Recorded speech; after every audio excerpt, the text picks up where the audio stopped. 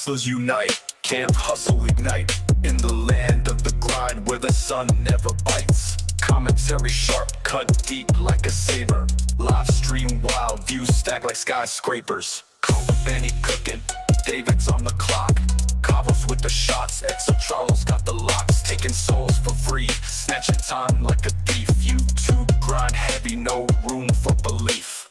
Hustlers unite, we don't sleep at night. Camp hustle in sight, gotta hustle, take flight. Live stream the struggle, commentary the fight.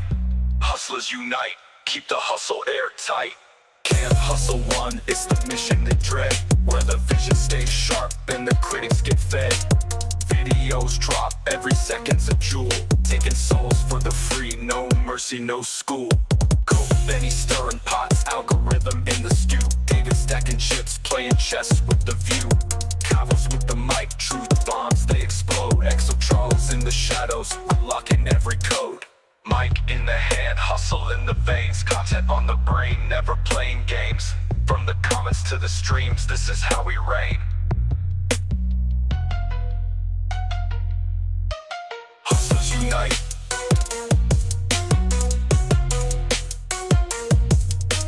Hustlers unite. Yeah. Content on the brain, never playing games. From the comments to the streams, this is how we reign. Content on the brain, never playing games. From the comments to the streams, this is how we reign. Hustlers unite, we don't sleep at night. Camp hustle in sight, gotta hustle, take flight.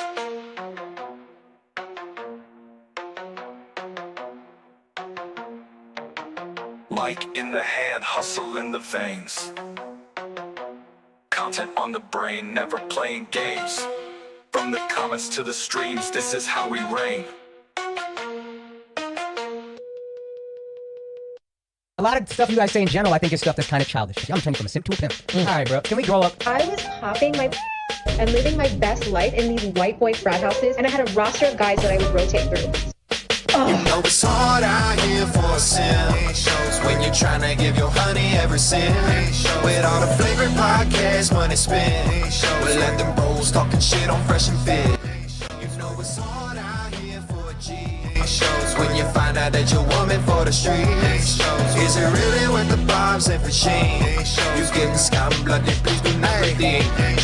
In my eyes, I done seen some crazy things from these cheats. Guess the marriage didn't go how they arranged the beat. Say his name, I regains, put you in a headlock. Motherfucker turned a red pill into a red dot. Headshot, Dred Scott, never seen this type of whipping. Got you tripping, gave her 2 rings like a gymnast. Now she caught you slipping, need to stop the ticky-tocking. Clock is ticking to that hoe. Drop a phone, hit the kitchen, do the dishes. Drop the special full of some hack bits. Ironically named it gaslit, that's some sad shit. Need to head back to the gas pump where your dad is. If you ain't gon' keep your hands strong, then drop the black scent. Fuck that shit, I hope you rise and turn to a savage. No one buying them Birkin bags when they come with baggage. You was trying to hone your craft, she was with them frat kids. They was busting out of back while they playing Madden. Man, I ain't trying to make you mad, I hate that this happened. Time to take off on your carpet, gotta drop the jasmine. That's what happens when you go 30 years of life and never get none. Looking like a boo don't mean you need to be a simp, son. Cash, please keep your cash free. On the other side, the grass green with no jazz lean. Need to wake up from this bad dream. She only love you for your name. Guess it must be all the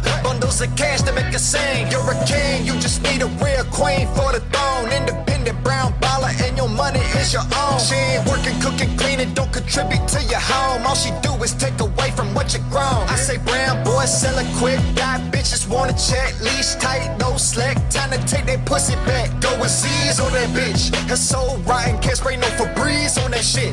Gotta up and leave, what the fuck you mean? Don't need no dominance, at least remove her internet. She lacking basic intellect, you hate her but you love her when you get her right. She slipping left and right when you give lip. She got you missing pecs and kissing next. She giving sex, stop giving checks. Someone she'll be giving next, and that's on God on repeat. But you flavoring young and rich, there's lots of queens for you to meet that won't play you like a fool, even make you something to eat. Full transition from the sipping to the fucking top G. Because it's hard out here for a sim. When you're trying to give your honey every sin. With all the favorite podcasts, money spent. We'll let them bros talking shit on Fresh and Fit. You know it's hard out here for a G. When you find out that you're woman for the streets. Is it really worth the bombs and machine? You getting scam blooded, please do not redeem.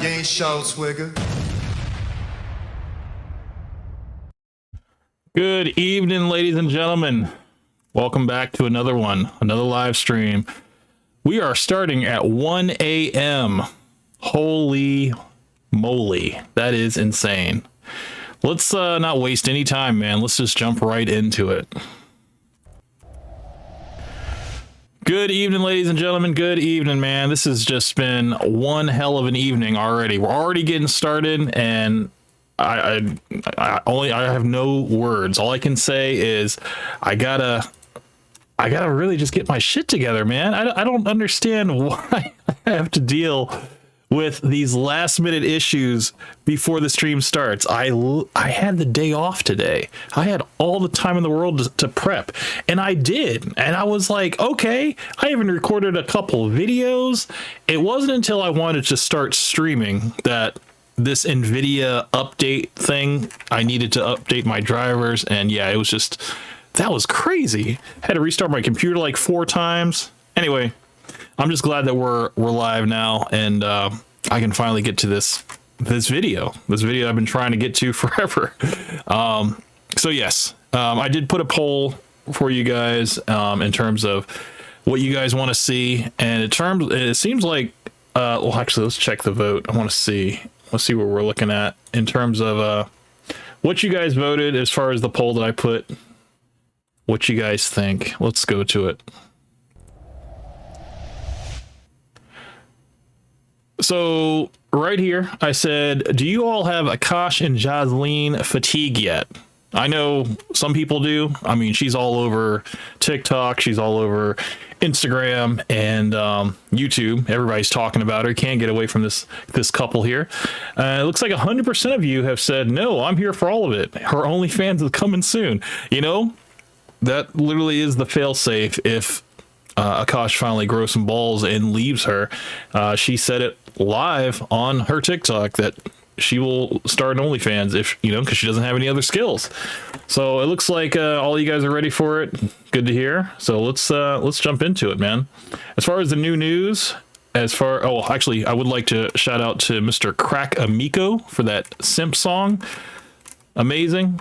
I know it was actually getting taken down from YouTube. I think it was removed. I saw on Flagrant 2 Reddit that it was removed from YouTube, and I guess Mr. Crackamico fought the YouTube gods and got it reinstalled, and so yeah, that works out.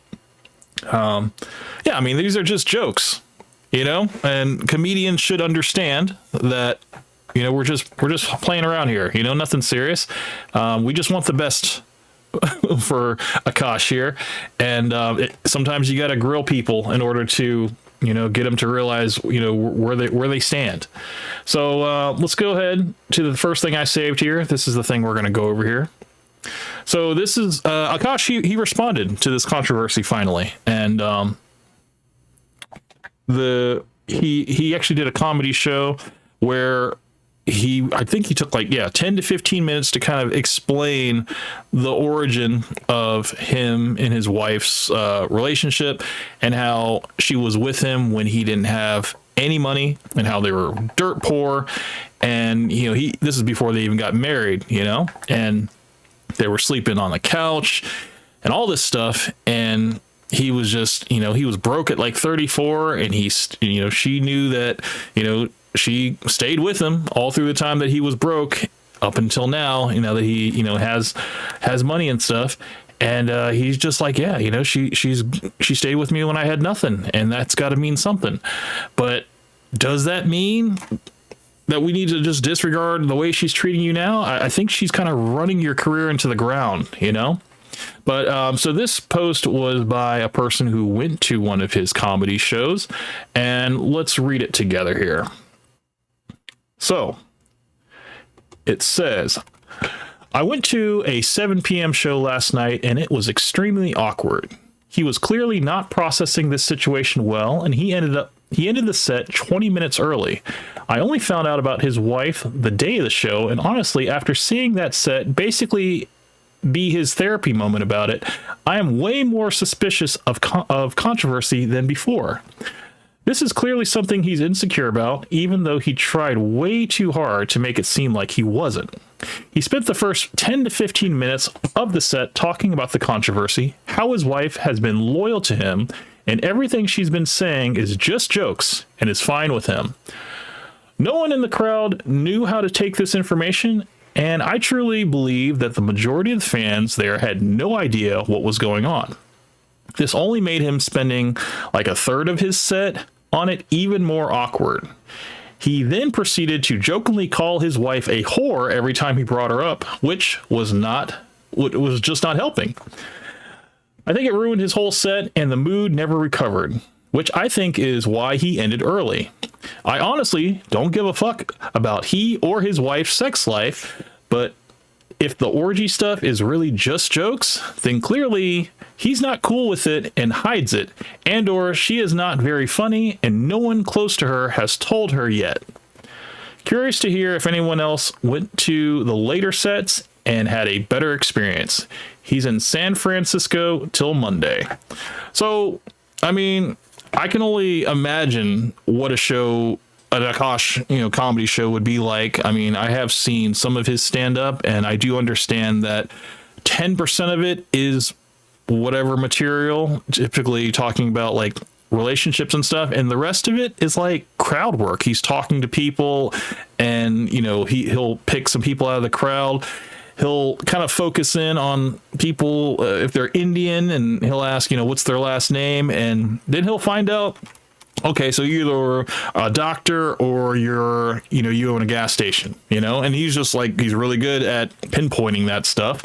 And yeah, so I mean, it's a nice little party trick, but I don't know, man. Like, it's not that engaging in my opinion. It's not that funny. It just seems like he's kind of just doing a lot of crowd work, which, there are comics out there that do crowd work. I believe Matt Rife, he's another one that does crowd work. But he also has a lot of jokes and setup and payoff and all that stuff. And yeah, I mean, he's just not my type of comic, but it is what it is. So let's go back to the stuff that I have saved here. I found this post here. This is Akaash on Canal Street. He's basically looking for another ring for his wife. And I keep seeing this message here saying, release the pod. Basically, release the podcast, the Flagrant 2 podcast, where he's on there with Andrew Schultz and the other co-hosts. And, let's finally get him back in the studio so we can have the conversation, because I believe Andrew Schultz has hinted about talking about it or addressing it when he finally gets back. And it's something that I think it needs to be addressed. This is just, it's a dumpster fire right now. I mean, Flagrant 2 podcast is going down in flames, and it seems like everybody's talking about Jasleen Singh. So let's go back here. So this is another thing that this was in case TikTok and YouTube careers don't take off, get ready for an OF. This was something I wanted to let you guys see. Gosh, please don't divorce me, because my credit score is fucked up too, and it would leave me in a really bad position. But then I guess I just would go to OnlyFans or something like that, and it would even. Hell, you will. It will even out. No, I said if, God forbid, if I divorce you.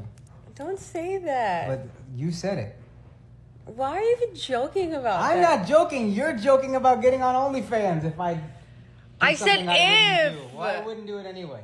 Those are my feet. Well, don't even joke. Don't joke about my feet. I mean, sometimes when you speak things into existence, it's just the future, coming. And the way this relationship is going, I think that it would be good for him to get out of the relationship now while they don't have kids, and take the hit. Yeah, he's probably going to pay her a little bit of money for alimony and all the other stuff. And yeah, it's something that he's gotta eat it, man. He's got to eat it, unfortunately. Let me bring you to the video that I wanted to talk about tonight. Oh, and one thing I did want to mention, if anybody from my Discord, if you guys would like to join in, you guys are more than welcome to. I'm gonna go ahead and open that now. Oh, I almost closed my OPS. Don't do that, because then we'll have to start all over again. So the video we're going to be watching is by Daily Critic. I believe this guy only has about 19 subscribers, but he went ahead and put together a compilation of the Akaash Singh story, a cautionary tale, which I had to mention. I had a comment on his video. A cautionary tale. Indeed, I thought that was, kind of a missed opportunity on his thumbnail. He could have put a cautionary tale, Akaash, but let's go to it real quick. Not people. Let's make sure. Oh, there it is. Let me go ahead and see if I can zoom this in for you guys. There's my comment. Whoops, hold on. There it is. A cautionary tale indeed. Oh, it looks like he replied. Let's see. Yeah, he laughed. Nice. Okay, cool. All right, so let's go to this. Let's zoom back out.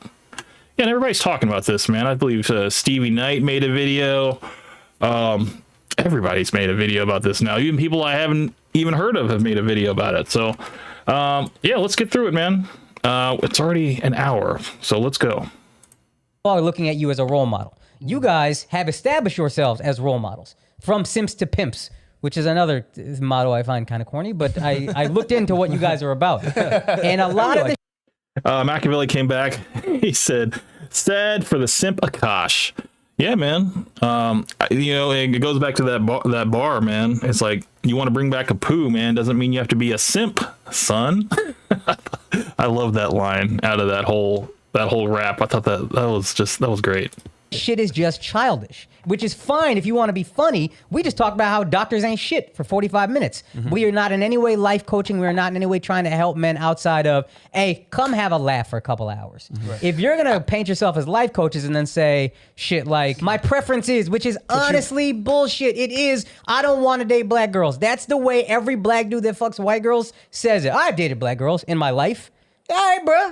Who the fuck hasn't except me? You know what I mean? Everybody gonna dabble in everything. It is the mentality that I have an issue with, and Alex is upset with the specific words, true, but underneath it, he's upset with the mentality. And a lot of stuff you guys say in general, I think is stuff that's kind of childish. I saw a clip where you were like, oh, the nuclear family's falling apart. What do? I don't get married. Just don't get married. You actually trying to help men, or you talking to fucking incels who are 18 years old? That's some shit you say to college. I'm gonna turn you from a simp to a pimp. All right, bro. Can we grow up? You guys are self-help. Hey, we're trying to help men. So either we're funny or help men and be real and be honest with yourselves and don't have an ego like, no, I have a preference. Be honest. Let's just be mature about what we feel. And part of that maturity is, yeah, it was a bad joke. I don't actually feel exactly that way. What I'm saying is that guys need to understand how women think and operate in modern day dating is all I'm saying. Because most guys have no idea. No clue. They think women are sugar and spice and everything nice and she'll never do anything to me and she's not capable of that or whatever. And we just want guys to understand that she is capable of. I mean, I'm married. Akaash is married. Mark is married, right? Yeah. Like, Dove is trying desperately to get married, right? So it's just like, it's possible. Now, granted, we might call you in 10 years and be like, y'all were fucking right. You know what I'm saying? But, and let me be wrong. Let me be wrong and I'll call you. But for right now, I think the Yeah, so the top comment on that video was that video aged well in FNF's favor, and it did, because now Akaash's whole empire is burning down to the ground due to all of the words and all the videos that Jazzleen has put out, and it's not a good look for him at all, dude. Machiavelli came back. He says, "Look at Akaash trying to sun Myron and Fresh, and look how Fresh seems like Fresh seems he doesn't belong." Yeah, man. Watching Fresh back in these days, it's hilarious because, you know, this is back in his quiet days. He was just the sidekick yes man to Myron, and Myron was basically leading the podcast. He would bring Fresh along, but Fresh would just kind of just sit there. Is that Kavos? He says, what do you think of Akaash's criticism towards Fresh and Fit? This is what I think. I think that it was coming from a place of, you know, he's of a perspective that he's already married, and he doesn't even want to try to understand the points that Myron was taking in. I think anything that Myron was saying, it was just like throwing it against a brick wall, and Akaash is that brick wall. So he wasn't taking any of the advice in. He thought that everything that they were saying was just stuff that they've heard before from, you know, old pickup artists and stuff, and it was nothing special. And, you know, you shouldn't take it in because he thought that just throw it all away. You know, there's no wisdom in any of it. When, you know, I will admit there are some truisms that Myron will say, but he'll mix it in with some extreme points as well. So do I say throw it all away? No, I say there are some stuff that he says in there that is true, that is undeniable in terms of female nature and all that stuff. And then, you know, then there's, you know, the extreme points where he's just like, you know, don't live with your woman, don't live with your wife, get a separate place for your wife. Like when it gets into that point, that's when you're like, okay, don't listen to that. But when it comes to, yeah, don't simp, don't leave with your wallet. You know, if you put a woman on a pedestal, she will take advantage of you in that situation. So it's good to not care as much, because when you don't care as much, it kind of sets you apart. Because there's always gonna be men that are gonna simp for women, but when you're the type of guy that has his own thing going, you know, you're not really, you know, like you could basically walk away from the girl and not really feel like you've lost anything, then yeah, you're going to seem more appealing to that woman because now she has to fight for your attention. Whereas, you know, if you're the guy who's a simp, always making time for her, always available, you know, and, you know, just kind of smothering her, yeah, she's going to be repelled by that. So what Myron said in terms of if whoever cares less in the relationship has leverage, that is true in a sense. So that's what I think. Akaash gets married twice, chapter 2. This is the second ring that he brings to her. Marriage is much better for women. It literally starts with a man getting on his knees begging you. You also get an exquisite piece of jewelry. You know how much she told me you're supposed to spend on an engagement ring? 10G. I'll tell you this right now. If Indian women are angels, I'll go to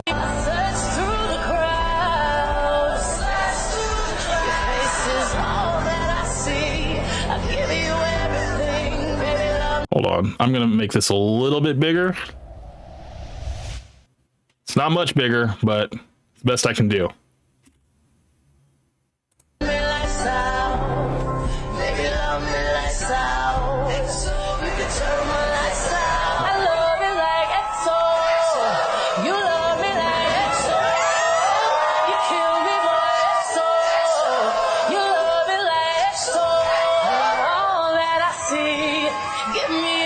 Now, Machiavelli, he came back, he says, hell no, the second ring was nasty work. Absolutely.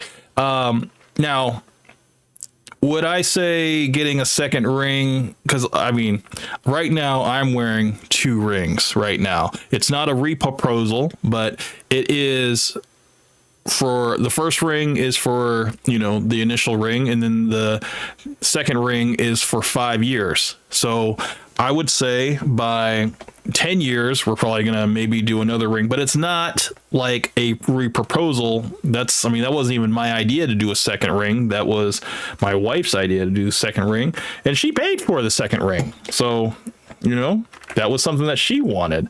I'm fine with having the original ring, and that's it. You know, I don't need multiple rings. I don't even like jewelry like that. So, I don't really agree with this whole second proposal thing. It's a completely different thing, because what he is trying to do is trying to reestablish their love, and basically just kind of double down on this bad decision that is their marriage, you know?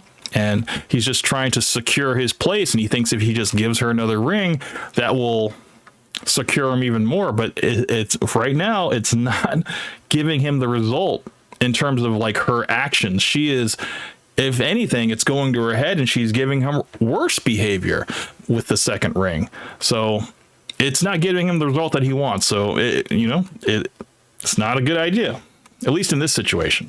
Everything, baby, love me lights out.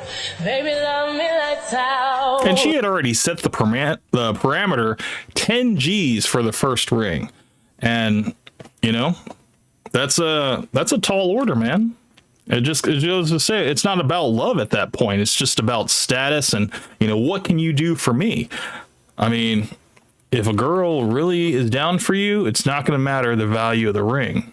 It really isn't. It's just, if she wants to be with you, you can just get her any ring. And then, if you want to go all out, sure. But, it shouldn't have to be about that. It should just be about wanting to be loyal to you and wanting to be with you, and not the value of the ring. I just think this is he married the wrong woman, and he ignored all of the red flags. And when a woman sets a parameter like that for you, it's just like, yeah, man, you need to get out. You need to get out. Because she doesn't care about you. She just cares about the ring. It's like women that care about the wedding and not care about the actual, duty of being a wife. They just want to have the big wedding with, all the flowers and big family and all that stuff. And the expensive gifts and expensive honeymoon and all that stuff. They want the whole experience, but they don't really care. They're not really caring too much about being the wife. They're not even thinking that far ahead. You could turn my lights out. The best decision I ever made in my entire life was to marry this woman right here. Whose birthday it is in 2 weeks. And I love you so much, and the only regret that I have is that I only got to marry you once. So I want to make a little quick announcement that we're going to get married again. We're going to renew our vows in India next year. Do you all want to come to that? Does that sound fun? And since I am renewing my vows, I think the only thing we can do is propose again. This is rewarding bad behavior, gentlemen. Do not reward bad behavior. Do not do this. It just, if anything, she's going to resent you more, and all your effort is going to be for nothing. It's just, I don't know.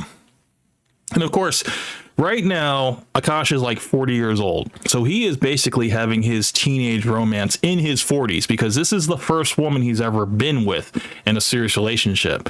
And of course, he's going to go all in. He's going to go heavy handed. He's going to do all this because this is all the first time for him. He hasn't had anyone to compare this to. So he doesn't know what's out there. He doesn't know what is bad treatment. This is just, he's just taking it day by day. And you can see in photos of when they're in Dubai and when they're just, going to Miu Miu, whatever, his eyes are dead inside. You'll see, like, he'll be sitting on the couch just all by himself, or he'll be sitting in the cab, just dead eyes, looking out the window, just like, I want this to be over. And, you feel it. You can see it. He looks dead inside. Machiavelli came back. He said, I don't care if you give your wife 10 rings. It's totally fine, but you got to come from a place of power, not like Akaash, who seems desperate as fuck. Absolutely, man. I mean, you literally hit the nail on the head right here. This is a desperation move to basically keep her attention on him, and, just establishing himself that, hey, no matter what, I'm going to put you on a pedestal, and I'm going to shower you with gifts. I'm going to buy your love, and I'm just going to keep doing that to keep your attention. And you know what? You want to put me through this humiliation ritual right now? I'm solid. I'm never going to leave you. I'm going to just take it on the chin, and you can just say whatever you want. I feel like that's what it is right now. Ghislaine, sing. Will you be Ghislaine sing forever again? Yes. She's not even looking at him. God. The ring is more important than him right now.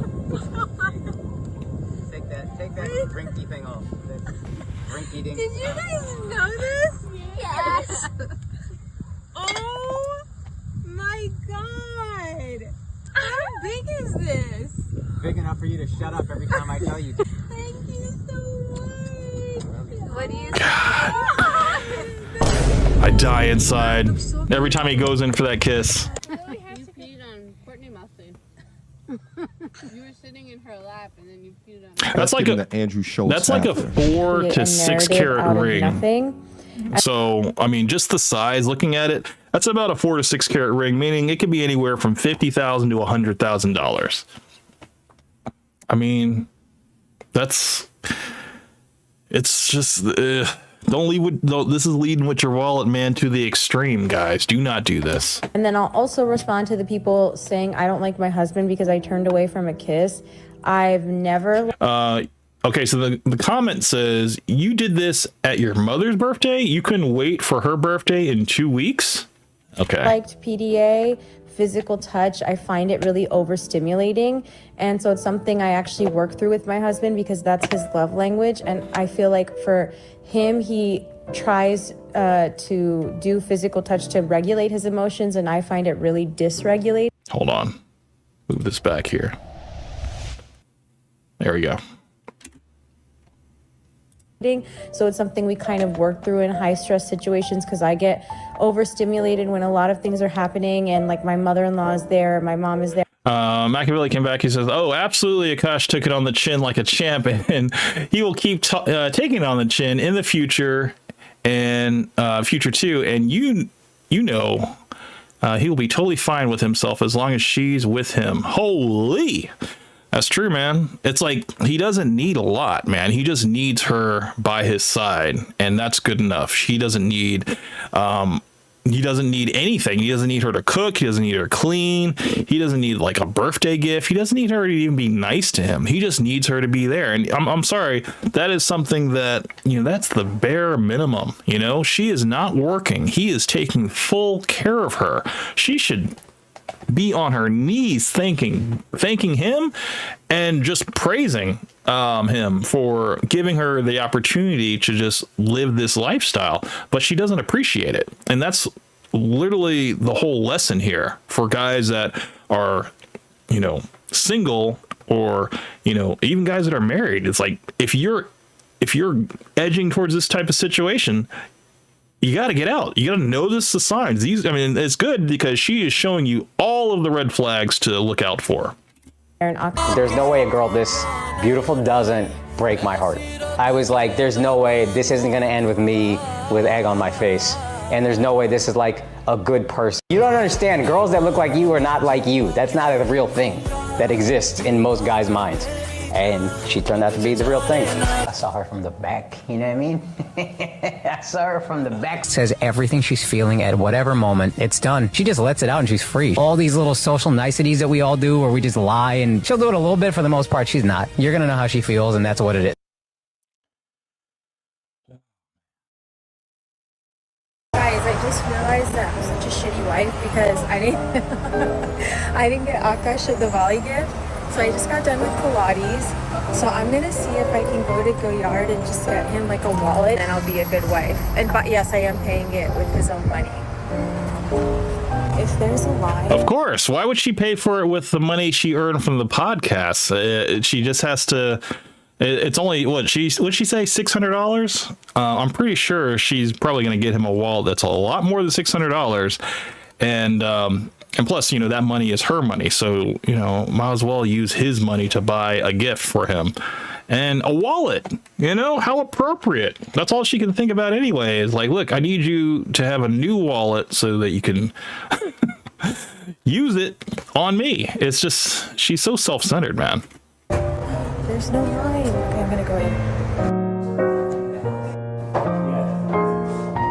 I secured the bag. I'm proud of myself.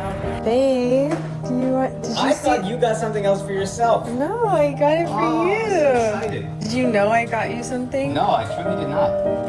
Card? No. I'm not a big card writer. No card. I'm so excited. Are you actually? Don't be sarcastic. Not even a card, man. She couldn't even take just 2 minutes to write a birthday message or something to him. She couldn't do anything. Or no, I don't even think, is this a birthday or is this like a Diwali gift or something? I don't know, man. Birthday message. She could have just wrote something, just something, you know, but nothing. She couldn't even do that. Okay. Ooh, I like this a lot. lot, actually. You like I it? do like it. This is very pretty. I love It's it. nice, right? It's really nice. I looked at the different colors and This the is the different color. This is the wallets. one. I looked at the different colors and the different, well, just the laziest gift of all time. Didn't even get them a card. You don't even have to wrap it because they wrap it for you. The laziest after. My wife is genuinely funny. We laugh all the time. We laugh at each other. We laugh at ourselves. We tease each other. It's so much love. The fights are explosive, but we're learning how to diffuse that, and that's work. And the idea that love, I remember somebody asked me. I've never heard a man so much in denial, man. This is just wild. Machiavelli came back. He says, the thing is, look at her saying that she will buy it with his own money. What she's trying to do here is to humiliate him to the public. She can't help it because she hates the fact that she's got to be his wife for money.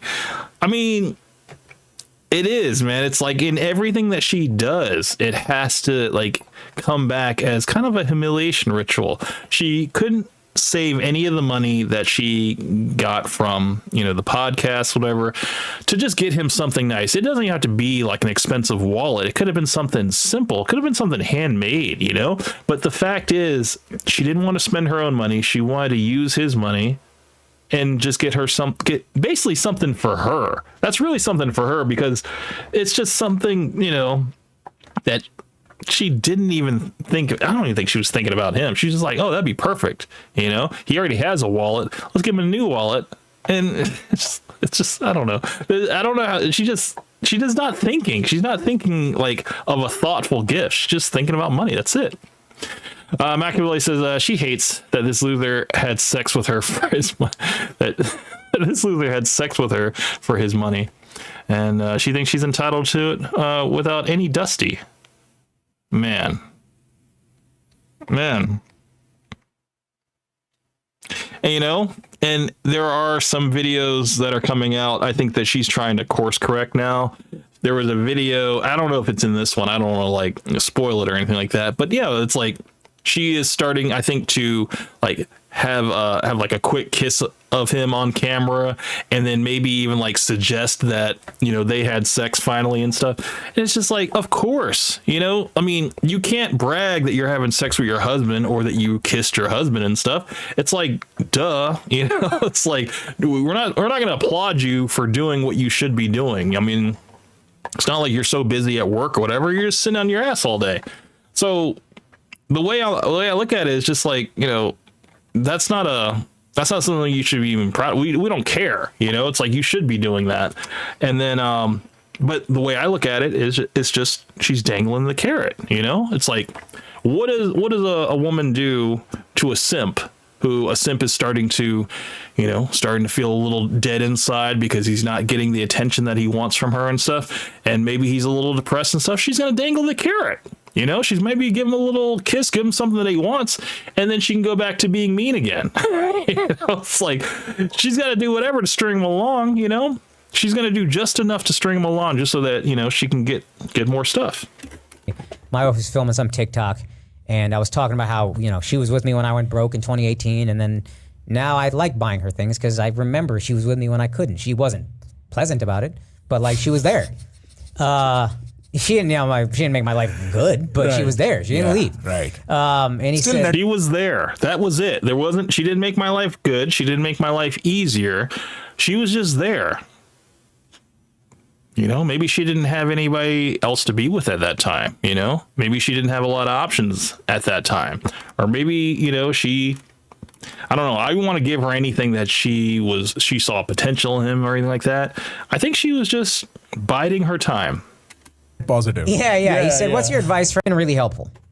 Are you a people's pleaser? Yeah. Right? That's when you keep scores. And she likes being pleased. Like openly. My wife is the most self-aware. It's like amazing.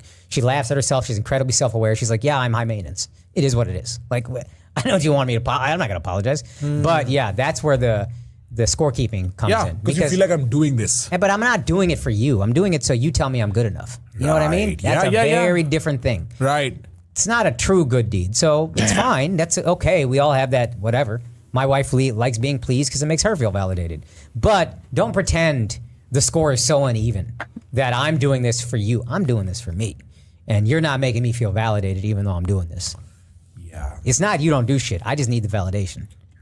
And why does he crave that validation? You know, because he hasn't had it. He hasn't had it in his 30s. He didn't meet her until like his mid 30s or whatever. So I don't know how you go that long, you know, and not have that validation. So now that he has it, he's just like, he craves it. You know, he's like a teenager. You know, he just, you know, it literally is what I said earlier, man. He's like a teenager, but he's in his 40s having his first relationship.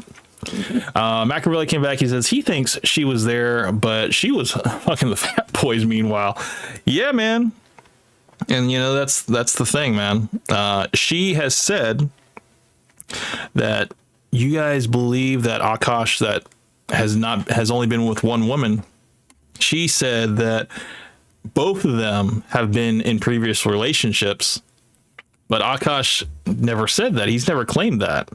So it's just something that she's saying to kind of twist the narrative. I think that whatever Akaash is saying in terms of like himself, I think is the truth, you know, that she is the first woman he's ever been with. And I don't think that he messed around with any girl before that. I think he was a struggling comic, you know, that was struggling in his mid 30s. And he finally, you know, saw her at one of the comedy shows, and he, you know, because she was at one of his shows. So yeah, she was a groupie. He chose the groupie, followed her out, and that was a wrap for him. You know, like he just saw a pretty girl. He didn't care about any of the backstory. He just went ahead for it, and he didn't do the proper vetting, you know, to see who she was. He just took the first girl that came along. And I mean, that's a lesson we should all learn early on, so we know that that's not what we should do. You know what? But I just want to dedicate this to all the people that thought I wouldn't get Akaash a gift, because joke's on fucking you. I did, and we're back, baby. We're back to exchanging gifts in Christmas 2024. And yeah, me right now. He did all that. That was all him. And did you notice they had 2 separate beds? So yeah, they're not sleeping together. She's like, no, that's not my love language, man. I like to have my own space. It's too overstimulating to sleep in the same bed. So yeah, we got to have our own separate beds. That was wild, man. For those of y'all that weren't paying attention, there was 2 separate twin beds in that hotel room. And you know, maybe that might be a cultural thing, but I'm appalled. Is that my husband, he said, I just ordered your Christmas gift. I was like, oh, what did you get me? He's like, I'm not going to tell you. Machiavelli says, wait, they didn't sleep together? Dude, they had 2 separate beds, man. 2 separate beds. You saw how the word love in balloons was broken up with L-O and then V-E on the other bed? Yeah, man. He had to decorate 2 beds, 2 twin-sized beds in that hotel room because, yeah, they were sleeping in separate rooms, separate beds, man. That's crazy, man. So I'm like, okay, you know, trying to guess. And then he Machiavelli says, wait, what the fuck? No, that's not a culture thing, man. Hey, I mean, I was just giving them the benefit of the doubt, man. I could be wrong. I was just giving them the benefit of the doubt. I think that kind of with the whole kissing thing, kissing on the lips, I think it's like she just doesn't want to be overstimulated. You know, she wants to have her own space. I mean, she's got those 2 butt stories that she shared with us openly online. So maybe she just has a trauma, you know? She's like, I don't want to wake up with my butt sore. That's probably what it was. Oh, that's wild, bro. Yeah, that's nasty. I agree. It's nasty work, man. He's like, what did you get for me? Excuse me? The audacity. The entitlement, the audacity. I'm a little taken aback, and I just want to know if any females have ever experienced this. Yes, they're all gonna say. The fact is, man, this guy pays for everything. So the least you can, he probably keeps food in the house too. So the least you could do is make him a meal, make him something. It could be a sandwich, make him something. You know, and she was saying, she's like, look, she said that she doesn't do his laundry. She does her laundry, but she doesn't do his laundry because his laundry smells and, you know, his balls smell like a homeless man on the subway. Another thing she shouldn't have said, but it's like she only does what she wants for herself. You know, she cooks for herself. She probably She washes her own clothes, and she probably cleans up after herself. Like, good job, you're an adult, you know? But it's like, you're home all day. You know, it's like, that house should be spotless. And whenever you do see him, you should have a meal, man. It's not too much to do. Machiavelli says, at least she can do is not humiliate him in public. I mean, yeah, absolutely. That goes without saying. Absolutely. But beyond that, she needs to make a little bit more of an effort for him, man. You know? She can't just be freeloading at the house waiting for him to come home. You know? She needs to do something for him, you know, even if it doesn't require money. That's the thing. It's like when you're not making money, which I mean, she's making money off of her podcast and stuff like that, but that's her money. But you know, I know that she says that she Uber Eats food and stuff like that. I mean, I don't know, man. She could do something simple for him that doesn't require money. And, you know, but she doesn't give a fuck, man. She doesn't. This guy spoils the shit They're all gonna say yes, they buy gifts. You know what? Comment section, I want to hear what you have to say. No, The entitlement? I only want to hear females. Because it's like, I'm sorry, like, first of all, how many weekends were you gone this year, Akaash? Working. And I do everything. Oh, okay. Yeah. What was that scoffing? I don't do anything. I didn't say that, but I do everything. Well, that's I impossible take to care do of anything. Happy. I take care of our nieces. I run I'm sure Happy is her dog. So, I mean, I hope you do take care of your dog while he's out on the road. around to Pilates, run back, get all the groceries. You go to Pilates, that's something that you want to do. Probably to, you know, get out of the house and socialize with other people, you know? I put them away. I clean the apartment. I do TikToks. What don't I do? You clean the apartment. You probably clean up after yourself. You do TikToks. Well, I'm glad you're doing TikToks. You're not just sitting on the couch doing nothing. It's like the TikToks are what is ruining this relationship. You need to get off of TikTok, man. I'm freaking super Christmas gift. It's just like I'm appalled, honestly, at the behavior. And It's the entitlement that you don't think you have to get me anything. That's what bothers me. have you ever watched Real Housewives of New Jersey? We're watching it right now. Have you ever watched Real Housewives of New Jersey season 3, the Christmas episode, when Melissa got the shoes? She got like a Louis Vuitton baggage, and she got a gold Rolex, and she got a recording studio. Did Joe ever ask her, "Where's my gift?" So don't talk to me. Dude, this bitch has a Birkin, several Dior bags. She practically lives at Miu Miu. She literally calls it her home. Everyone says to me, "Oh, Jocelyn, you're so spoiled. You're such a brat." Blah blah blah blah blah. But guess what? My anniversary, or I should say, our 4-year anniversary. Can you? No, she was right. She was right the first time. My anniversary. That's it. That's because it's not his anniversary. It's all about her. It's not about him. It's about what can she do? What can he do for her?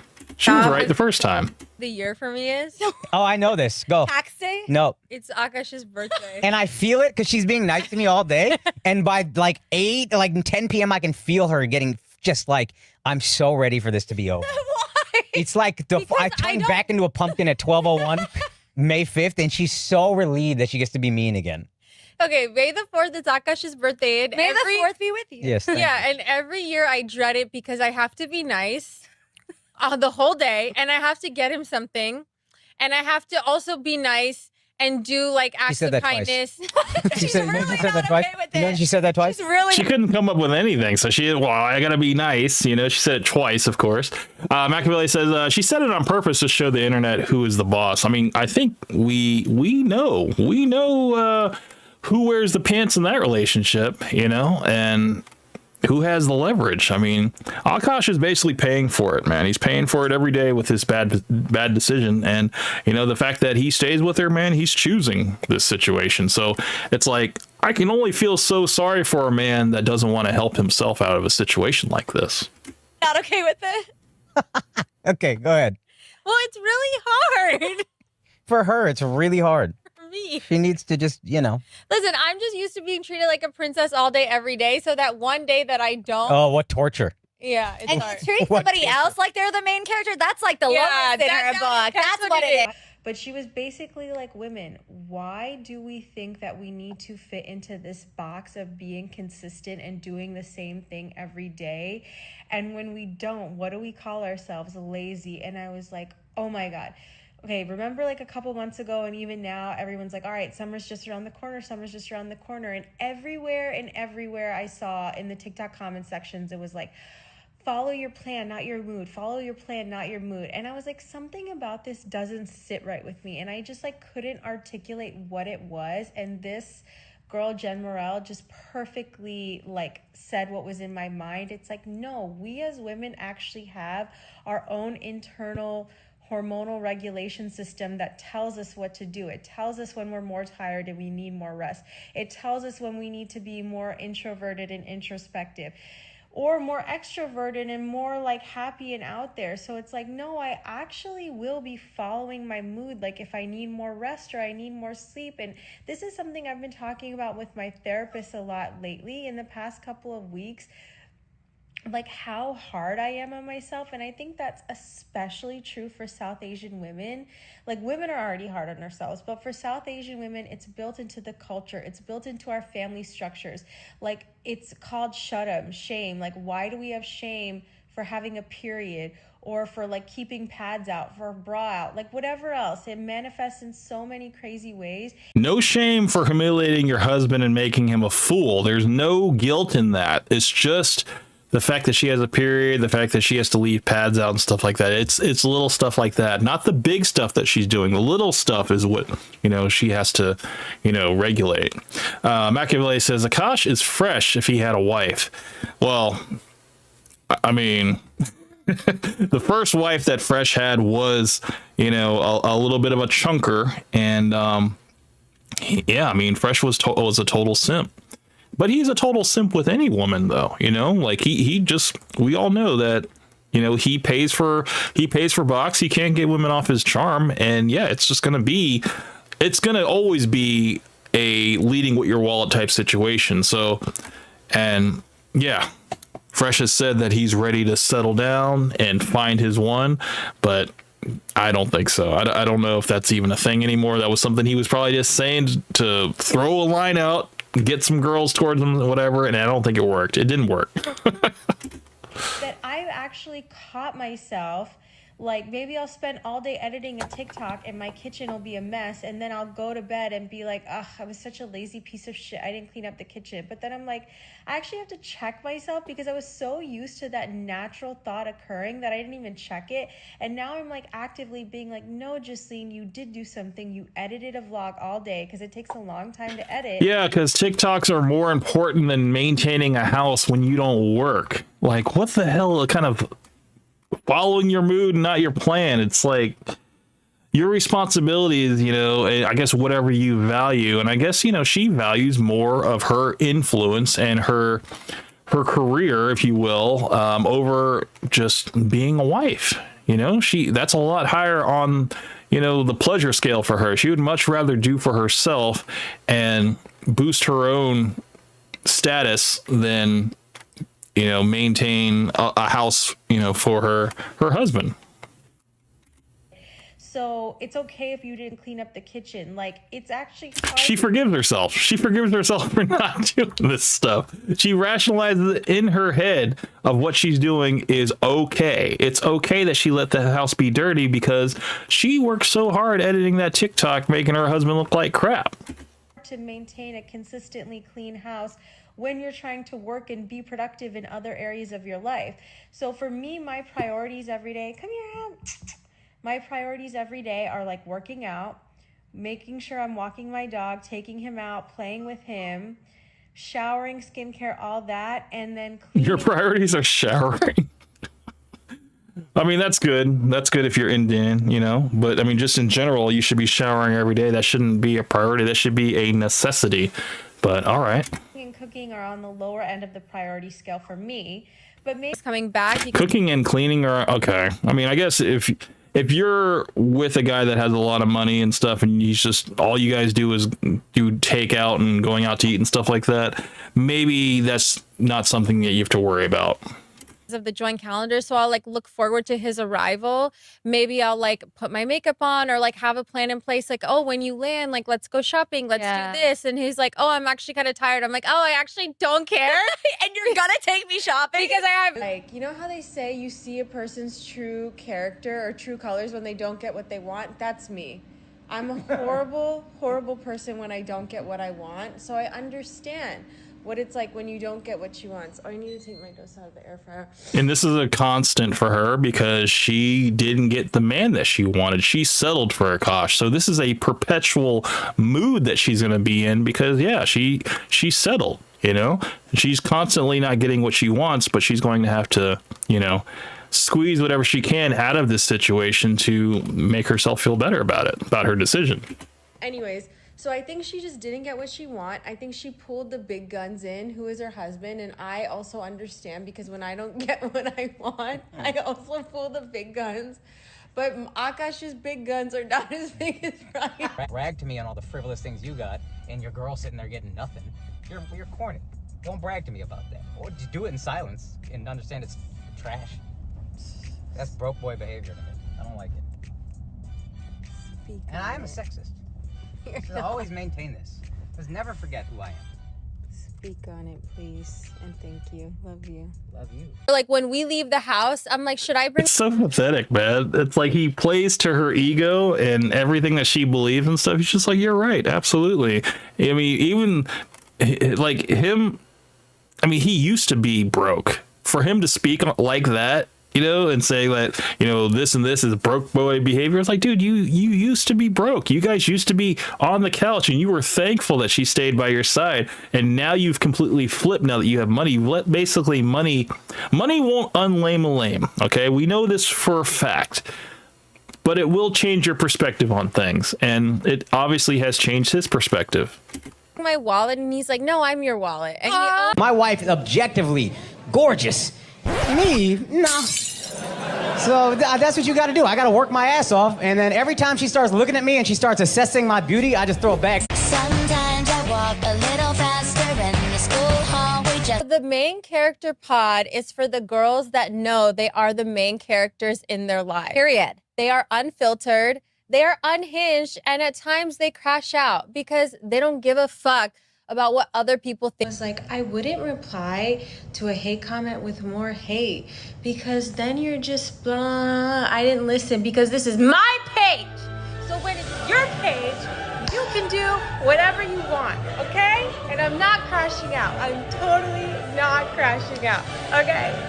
Thought in their brain She's crazy. needs to be fucking said. Let me say this now and loud and clear. A lot of you guys, you're not that exceptional that like your thoughts need to be published. Not everything you say needs to be published. And I'm including myself in that. And we've talked about That's so wild that she said that, and yet she does feel like she needs to publish everything about her relationship and what she truly feels.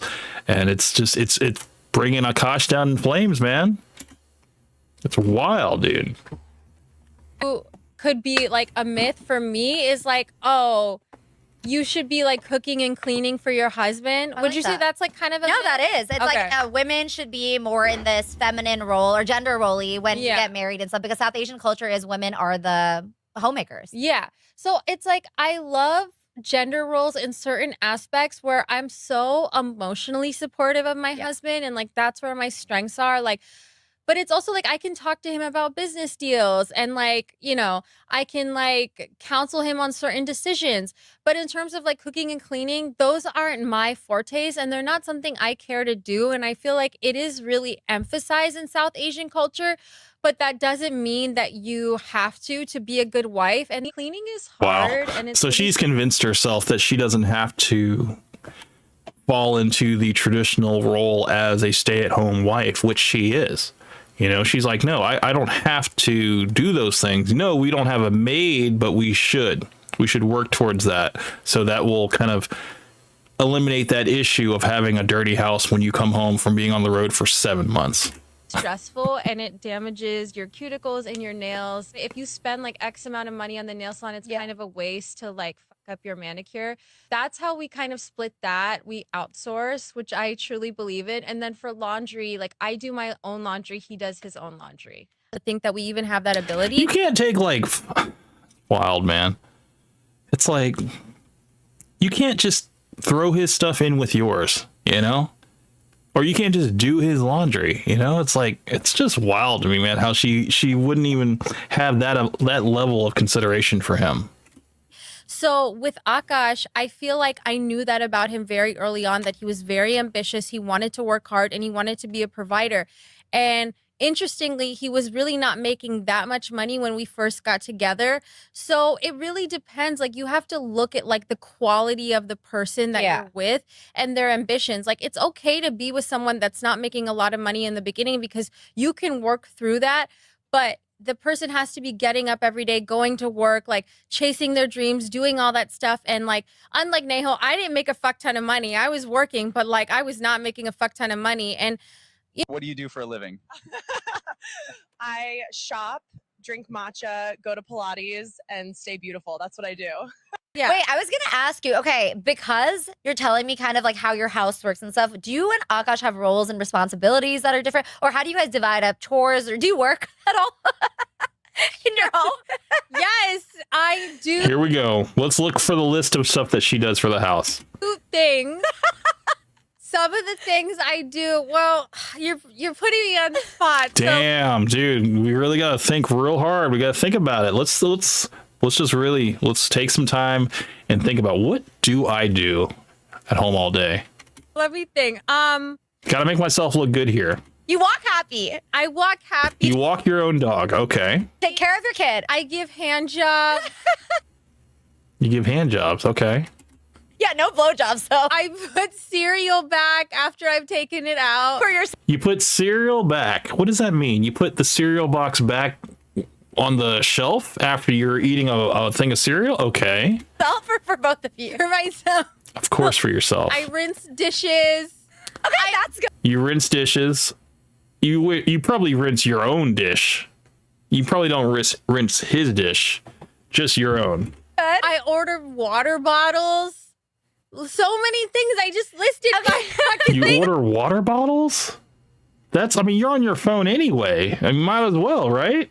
I do. I mean, I'm not like... You order him to the door and he probably has to put him in the pantry, or he probably has to put him in the fridge and stuff himself, because she's not going to lift that. I'm not Superwoman. Martha Stewart over here. Yeah. I haven't heard anything that she did that is like for him. Everything is for her. That's crazy.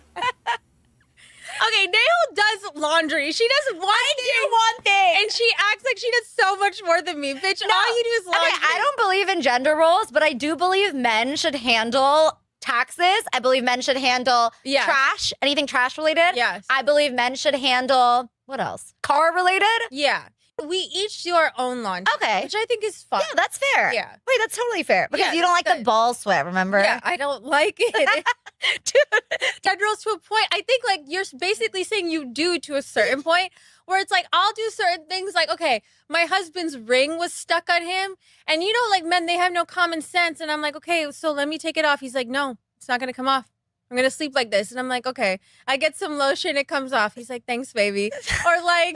I like how we're talking about what you do at the house. Or like Akaash will have pimples. And I'm like, okay, like, do you want me to treat them? He's like, no, they're not going to go away. So I like use a little toner, put a pimple pad, and the next day it goes down. He's like, wow, thanks. Like things like that. That is very gender rolling. Like you know a lot of the things as women to help men. Or like I'll rub his head, or like I'll help him with his that's cute. skincare. Like things like that. I'll help him go to sleep. So I do kind of like motherly things, but not like the cleaning motherly things or like the 50s housewife type things. You gotta draw the line somewhere. You can't go too far with your motherly duties. Uh-oh. What happened? Did I lose it? Oh, here we go. Yeah, absolutely. So, I exist, and hey guys, we need to have a heart conversation. Can I see what you actually do for Akaash as well? She's like, I exist. That's all you need to do, right? That's wild. Right now, because The influencer fatigue era is here. I've seen all the videos and I get it. Some influencers are objectively annoying. It's probably frustrating living in a city like New York City, clocking into your 9 to 5, and then seeing an influencer like me or someone else just go to Pilates, shop at Chanel, so on and so forth. I never said I did anything. I have frequently said I don't do anything. And I'm so happy not doing anything. And I hope for the rest of the girlies that follow me that one day you can sit and do nothing too and just nag your man until he makes more money so you can do that. I found that it is a tactic that has personally worked for me. But you know what? It's funny that It's just crazy, dude. It's like you can't write material this wild, you know? It's just this is how she naturally is. And yeah, I mean, it's like any man in their normal mind would be like, all right, man, well, I know what it is. And, you know, like, I don't want to continue this. It should be an easy choice to not have to deal with this. I go to Pilates. Would you, do you mind further explaining how you and your partner have split roles and responsibilities in the house? And I walk my dog. And Akaash works. And I color. It's crazy. I actually do this. I just do this. Like, I sit here. This. What is it like to be a stay-at-home wife, and is there really such a thing? Every time I tell my friends I want to manifest a man who is a provider and I want to be at home to take care of the kids, they say it's basically unrealistic and living in a fantasy world, but I really just want to be in my feminine energy and provide in other ways, not just financially. It's kind of mean of your friends to say that that's living in a fantasy world, especially because you're just talking about manifesting, and you absolutely should manifest the life that you want. Like, when you manifest, there's no limit to your dreams. Like, I hate this whole conversation about manifesting, man. It's just like, just sit by and just materialize it for it to happen. It's like, no, go out and make shit happen. People that just sit around and just hope for things to happen, it's just like, yeah, you're gonna be waiting a while. If you just got up off your ass and actually learned how to do some things, and, you know, actually pursued goals that you have, you know, it would happen a lot faster. But this whole manifesting thing is bullshit. you should reach for the stars. When I first met Akaash, I didn't start out being a stay-at-home girlfriend or a stay-at-home wife. So I think it's just something that you have to maybe be okay with the idea that that's something you can build towards, but being honest with your expectation, like, hey, this is my goal one day. And like finding a man that's like generous. Like, not every guy is gonna want to have the expectation or pressure, I guess, of wanting to be the sole provider one day. But I was actually gonna say I hate the word sole provider, because I feel like when you're not providing a paycheck, that doesn't mean that you're not providing in a relationship. oh my god, that's so true. Like, you're providing, I feel Energy. like energy, like you're the heart of the relationship, you know, and that means a lot of like holding space for maybe the stress that's going on, like you're doing. She's not holding stress. She's creating stress. What are you talking about? This whole like, oh, I'm providing energy. No, the energy she's providing is like negative selfish energy, you know, like it's just a constant. She's like a big kid. She's like a child that Akaash has to take care of and maintain when he comes home from working, you know. And I don't know, man, that's not any type of dynamic any man should want. Maybe like logistical planning, scheduling, coordinating all of your activities. And you know, I know that sounds like not a lot in the moment, but it is. She doesn't coordinate any of his activities. Like, she doesn't do anything. It's like all that stuff that she was agreeing to is she does none of that. So like that was completely moot, that entire point. Your husband gives you this lifestyle, but you only cook once a week, obviously like made by men. And it's like, yeah, where in my marriage contract did I sign in blood, if I become a stay-at-home wife, I will cook and clean every single day? No. If you're looking for trad wife content, you will find none here. Go look at Ballerina Farm and Nara Smith, and no hate to the girls that love to do that. I think there's something beautiful about that. But listen, if I don't even have enough discipline to work a 9-to-5 job, what makes you think I have enough discipline to get all the groceries, get all the ingredients, prep all the ingredients, cook the food that doesn't taste as good as when it comes fresh on Uber Eats, and then my husband eats like 3/4 of the meal anyways, and then I have to start over the next day? Like, I don't want to do that. But you know what you will find on my page? Maybe not trad wife, but funny wife, supportive wife, wife that sits in all the business decisions. So yeah, suck it. Thing. Let's not talk That's about wild, my man. shop history. It's disappointing. Yeah, you show up late all the time too. No, but what I'm saying is, Okay, hi, my name is Jasleen, and these are things that I do as a stay-at-home wife. Or sorry, I don't do. I don't cook. I don't. Yeah, the list is longer for what she doesn't do than what she does do. So it's better to start with what she doesn't do. Clean, and I don't do my husband's laundry. I do cook sometimes if I feel like it, and I clean up sometimes, like if it's like a mess or things like that. I feel that I don't have You make a mess, so you clean up after yourself. That's very good. How adult of you. to do things to justify or prove my worth that I'm allowed to do this.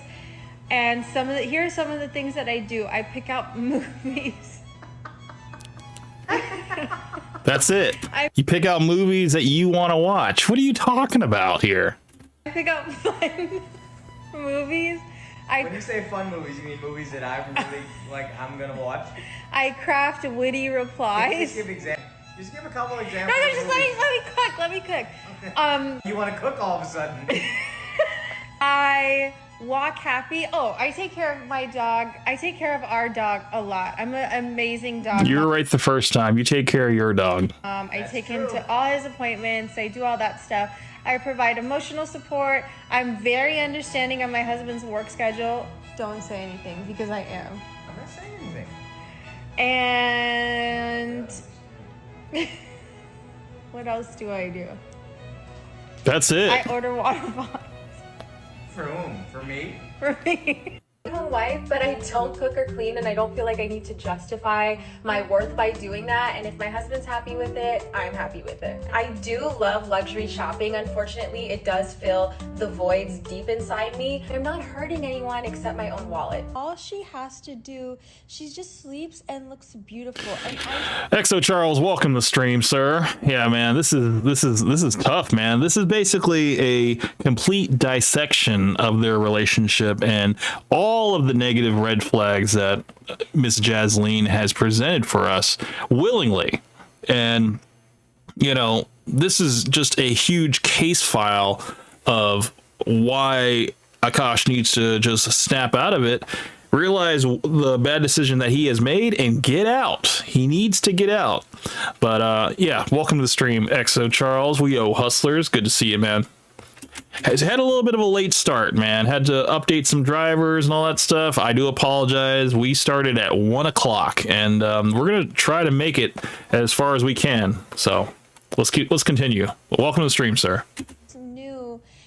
Now I know why at a young age I related to this so much, because all I want to do is sleep and all I want to do is look beautiful, and Akaash is so protective of me, and look at that. It's like full circle moment, you know? Also, like, if you're working full time, you are. He relates to Sleeping Beauty. That's that actually is pretty fitting. You know, if all she wants to do is stay at home and sleep, it's like, man, it's just wild to me, man. It's just doing wild. enough.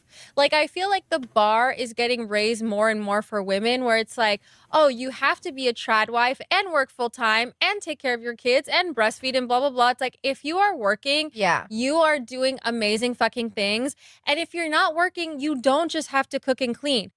But you don't clean, you don't even have kids, you don't do any of that. So it's just like, where's the pressure to be a stay-at-home wife and all this other stuff? Like, you don't have to deal with the pressures of a job or any of that stuff. It's like, you don't have to deal with any of that. So again, we are talking about the pressures of what a stay-at-home wife has to be, or what a traditional wife has to be, which is, you know, a person who cooks and cleans and also works a 9 to 5. She does none of that. So it's like, there is no pressure for her.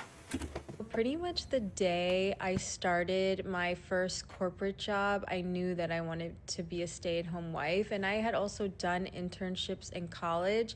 And even during my internships, I felt the exact same way. Like, I was like, this isn't the vibe. Like, something's off. I feel like I should be getting more kind of satisfaction from this, and I'm not. And then I was like, okay, well, maybe the next internship. And then I'm like, well, maybe the next internship. And then I'm maybe like when I actually start my 9 to 5. No, it never really happened for me. And I am so grateful and happy now that I can be in the position where I don't have to work. And like, do not get me wrong, like not having to set an alarm, not having to answer to anyone or like request PTO and then like hope that you can take your own paid time off. If Akaash ever leaves her, she's screwed. You know, she might do the OnlyFans, and I'm sure she might get some money off of that, but it's not going to be anything significant, man. She's already made a horrible name for herself, and I mean, I don't know, man. I think there's unfortunately, the simp economy is strong, and I'm pretty sure there's going to be a simp that's going to swoop in and want to get, you know, get all that after Akaash, if Akaash ever wakes up from this nightmare.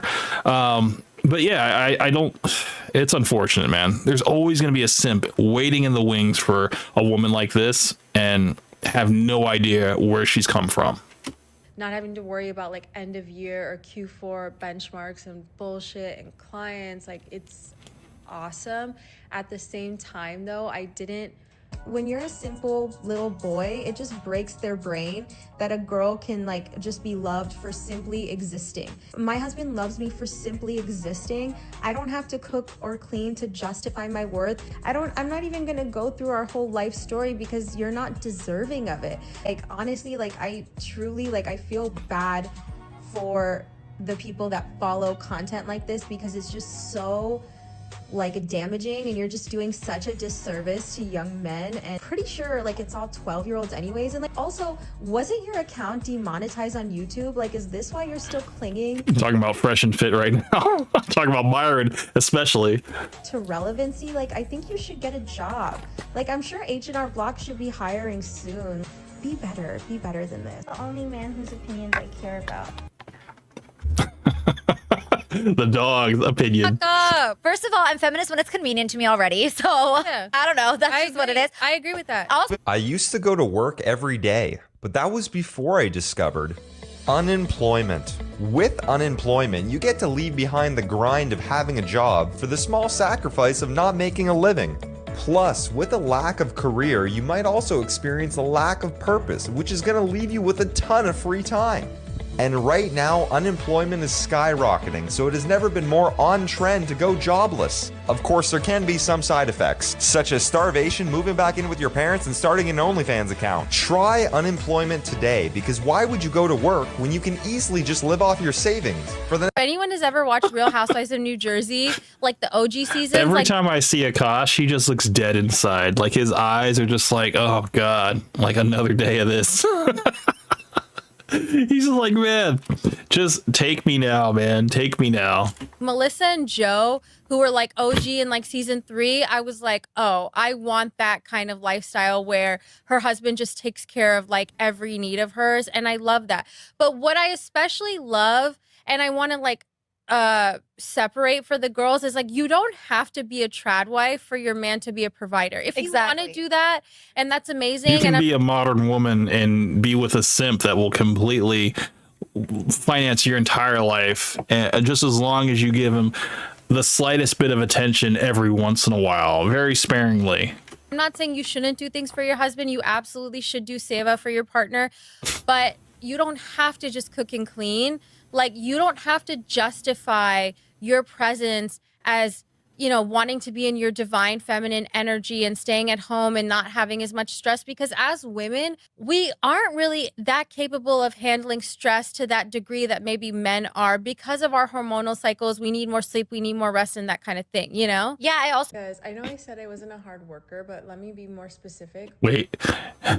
Did you grow up rich? I feel like your work ethic is so different from most Indian girls in our generation. Why would I work hard for a Fortune 50 company that makes like billions of fucking dollars on the backs of its employees and like with managers that keep moving the goalpost so that even when you do your job they like want a little extra, and then even when you do a little extra they want you to do the role of someone above you just to get paid like the amount you deserve. So no, I don't work hard for soulless corporations. I'm mad at my husband. She doesn't work for any corporation. This whole thing, like she just painted a whole scenario that is all theory. This is like, you could work for a good company.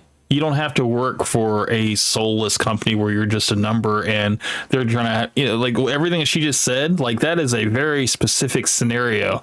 You could actually work at a job that you like, but she's just like, I'm not going to do any of it. I'm just going to avoid the whole thing because it's all a soulless corporation. And it's just like, dude, that's her mindset.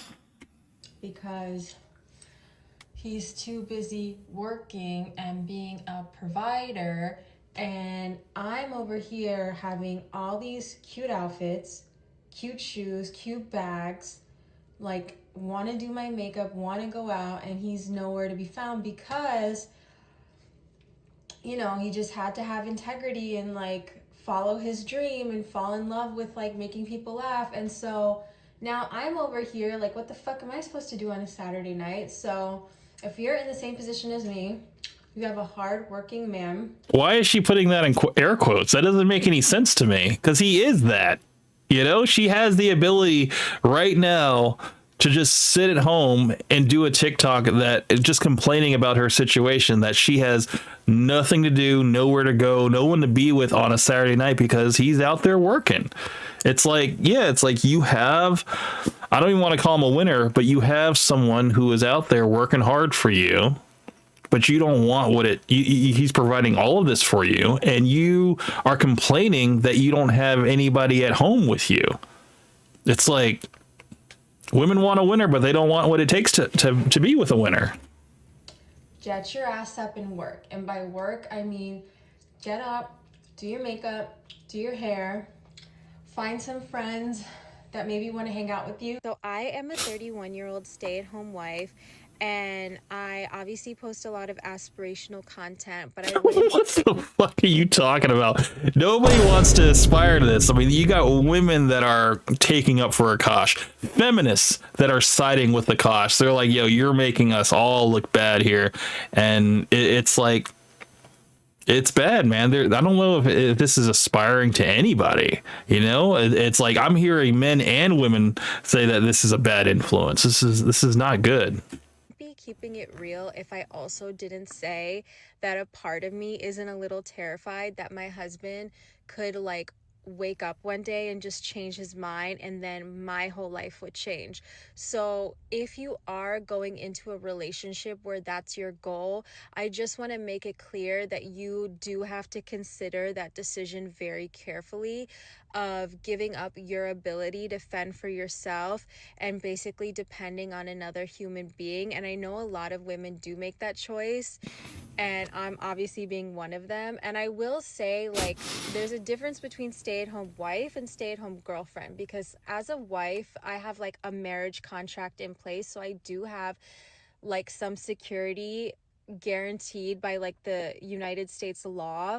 This is very important, what she is saying. She's basically saying that she has a failsafe. If the marriage does dissolve, she does have, she is entitled to his alimony, to his money, half of his money and stuff, because they did not get a prenup.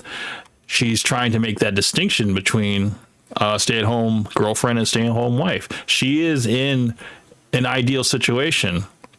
And, yeah. I don't even understand what was the point of that. I mean, she's just like, look, it's not good if they were to divorce, but at least she would get half of his money. Doesn't want kids. This was very important. She said earlier that she's like, I don't want to have kids, but if we do have kids, you know, I should be entitled to his money. And she was like, you know, I'm not going to have kids. I'll get a surrogate and all that stuff. So it's like, yeah, she doesn't even want to even sacrifice her body for the relationship.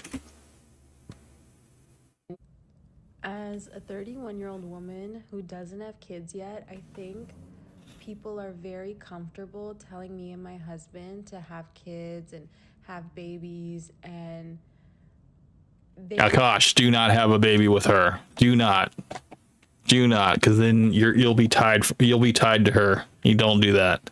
You got to be able to at least take the hit, you know, and get out of this relationship. Lose whatever money you got to lose and stuff. You'll get it all back. You know, money can always be made back, whatever. But you got to get out of this situation now. Don't have a kid with her. That's the worst. That is literally the worst decision you could ever make, besides giving her a second ring. we have no idea if we've ever tried, how long we've tried, the predicaments that come with trying, like the mental health issues that arise. They've tried? They must not be trying hard enough, man, with those 2 separate beds in that hotel room, man. It's private. I'm Muslim, and it's against my religion to tell y'all my business. Have a nice day. Okay, so my mother-in-law is here, and she doesn't want us to get a second dog because she thinks it'll get in the way of us having kids. But what I said is I don't want to have kids yet anyways. And this is gonna sound so stupid. Because then it means it's not all about you anymore. She doesn't want to take the focus off of herself. It's so obvious. It's like she still wants to be a kid, you know, not have any responsibilities. And once that kid is born, it's going to be all about that kid. And she doesn't want that. She wants the attention still on her. But these are my 3 reasons. Is A, I'd have to get off spironolactone and I feel like my acne will flare up. B, I can't get laser hair removal, so I'm worried I'm gonna have a beard. And then C, all the other like stuff that sucks about being pregnant, like you can't do Botox and you can't eat tuna salad and your body changing, and then like all the scary. The body changing is probably the biggest deal for her. She doesn't want to lose her shape, and that was also why she was talking about getting a surrogate, so she doesn't have to sacrifice her body for having a kid, you know. But that was all just talk. That wasn't actually she's obviously coming forward saying that she doesn't want to have kids in the first place. Stuff about the delivery. But my mother-in-law is saying that don't worry. She says everything just goes away, but I don't know if that's true.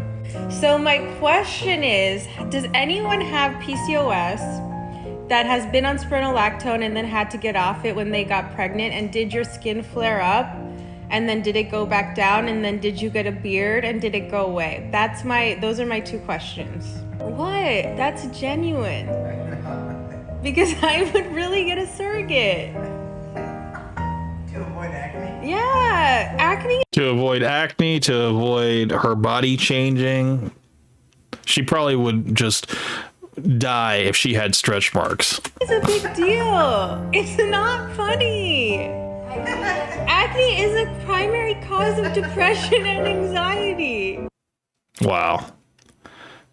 And, you know, she has to keep this happiness going, man. She doesn't want to have anything coming into the world that's going to take away from her happiness.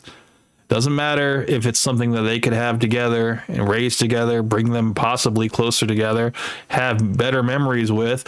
She's like, no, I want to keep this shopping spree going. And if we're going to have to like put our money aside for diapers and a playpen and eventually private school and all this other stuff, it's like, where are you going to find time for me? It's going to be all about the baby.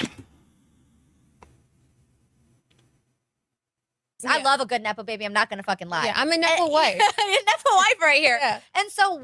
Do you know why I think I have like a good marriage? I think it's because my husband's never Getting a lot of comments that I'm using my husband for clout, and yeah, that's exactly what it is. No lies were told. I am leveraging the support I have. It's kind of like nepotism, but like through my husband, so like spousal nepotism.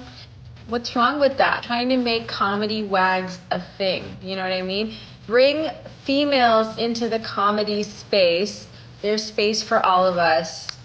Love you guys. Women gotta be funny, man. If you want to be in the comedy space, though, you can't just be leeching off your comedian husband. You know, it's like you don't have a comedic bone in your body. So, I am a 31-year-old stay-at-home wife, and I started posting content consistently on TikTok because I just wanted to feel more creatively fulfilled in my day-to-day life. And I have been wanting to post content for like 2 years, but then I started talking to my therapist about it, and I was like so nervous about it in general, but I was also like really nervous to talk to my husband about it. So for context, my husband is a stand-up comedian, so he posts a lot of clips on social and he's really good at it. My therapist was like, why don't you want to tell him? And I was like, I don't know, it's just like embarrassing, and like his brand is really personal to him, and like I don't want him to think that I'm like biting off of his stuff. And then she kept telling me like, Justine, don't cut off your don't cut off your nose. Wait, what is it? Don't cut off your nose to spite your face. Tea Toast with Ghost. Welcome to the stream, sir. Hey, everyone. Got to see you get the issue resolved camp. Yes, sir. I did get it resolved.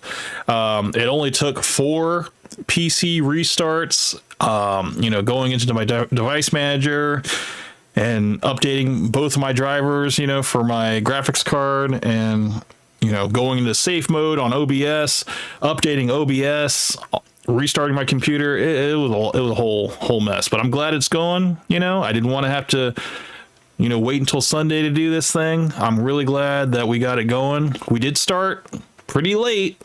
We didn't start till 1 a.m. We're only an hour and 30 minutes into the stream right now, and we got, it's almost 3 o'clock. But yeah, we're going to try to see if we can get through this video as quick as we can, man. But welcome to the stream, sir. Don't cut off your nose to spite your own face. I think that's what it is.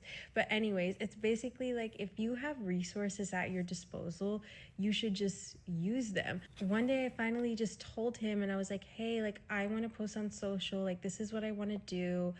And he was like, wow, that's great. Like I really don't know anything about female centric content because like his content is so stand-up focused, but like if there's any way I can help you or support you, like I will do that.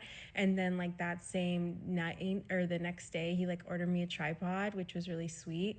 My point is, if you're a stay-at-home wife like me, He ordered you a tripod. He probably funded your podcast as well, and you probably left it at that. You didn't let him know, like, hey, I'm going to be shitting on you online. Basically, I'm going to be running your career into the ground, okay? For my own clout and for my own platform. I hope you don't mind.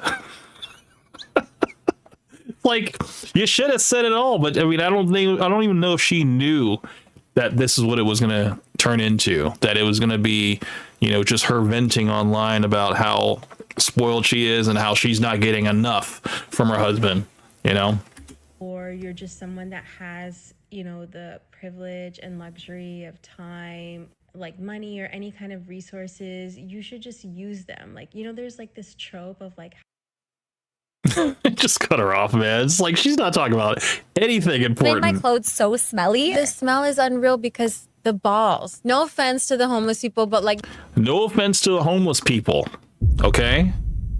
Because she doesn't know you guys. No offense to the homeless people for what she's about to say. Screw her husband. But those homeless people, yeah, no offense. Don't take offense here. when you get on the subway and there's like a homeless person sleeping and like everyone has to get out of that car? Yeah. That's what my husband's balls smell like. Oh my God.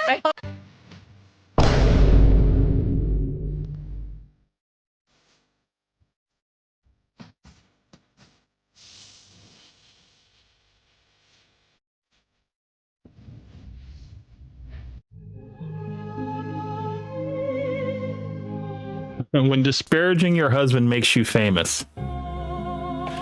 She is leaning into this now. She has understood that this is now the algorithm, Like, she has found something that works, and it's just like, might as well keep it going. Podcaster's wife tears into husband for platforming Trump's campaign. There goes our investment portfolio, you dick. After the stock market plummeted on April 3rd, Jasleen Sink took to TikTok to question why her husband, Akaash, interviewed Trump weeks before the 2024 election. Do you want to start getting ready when I get back? don't yell at me like that. Look at his eyes. You guys got to look at the eyes of Akaash right now. These are dead, soulless eyes right now. He's just like, man, whew, this is tough. I apologize, but would you like to start getting ready when I get back? No. Okay, so I think things that don't work in our marriage is my husband breathing or talking or having any opinion whatsoever because it actually annoys the shit out of me. Fucking home. Can you not like rest your elbow on me? Sorry. Don't even fucking breathe on me right now. Fuck my life. You're affecting my career in a negative way because every time I want to do a TikTok, you're there. And I can't be myself.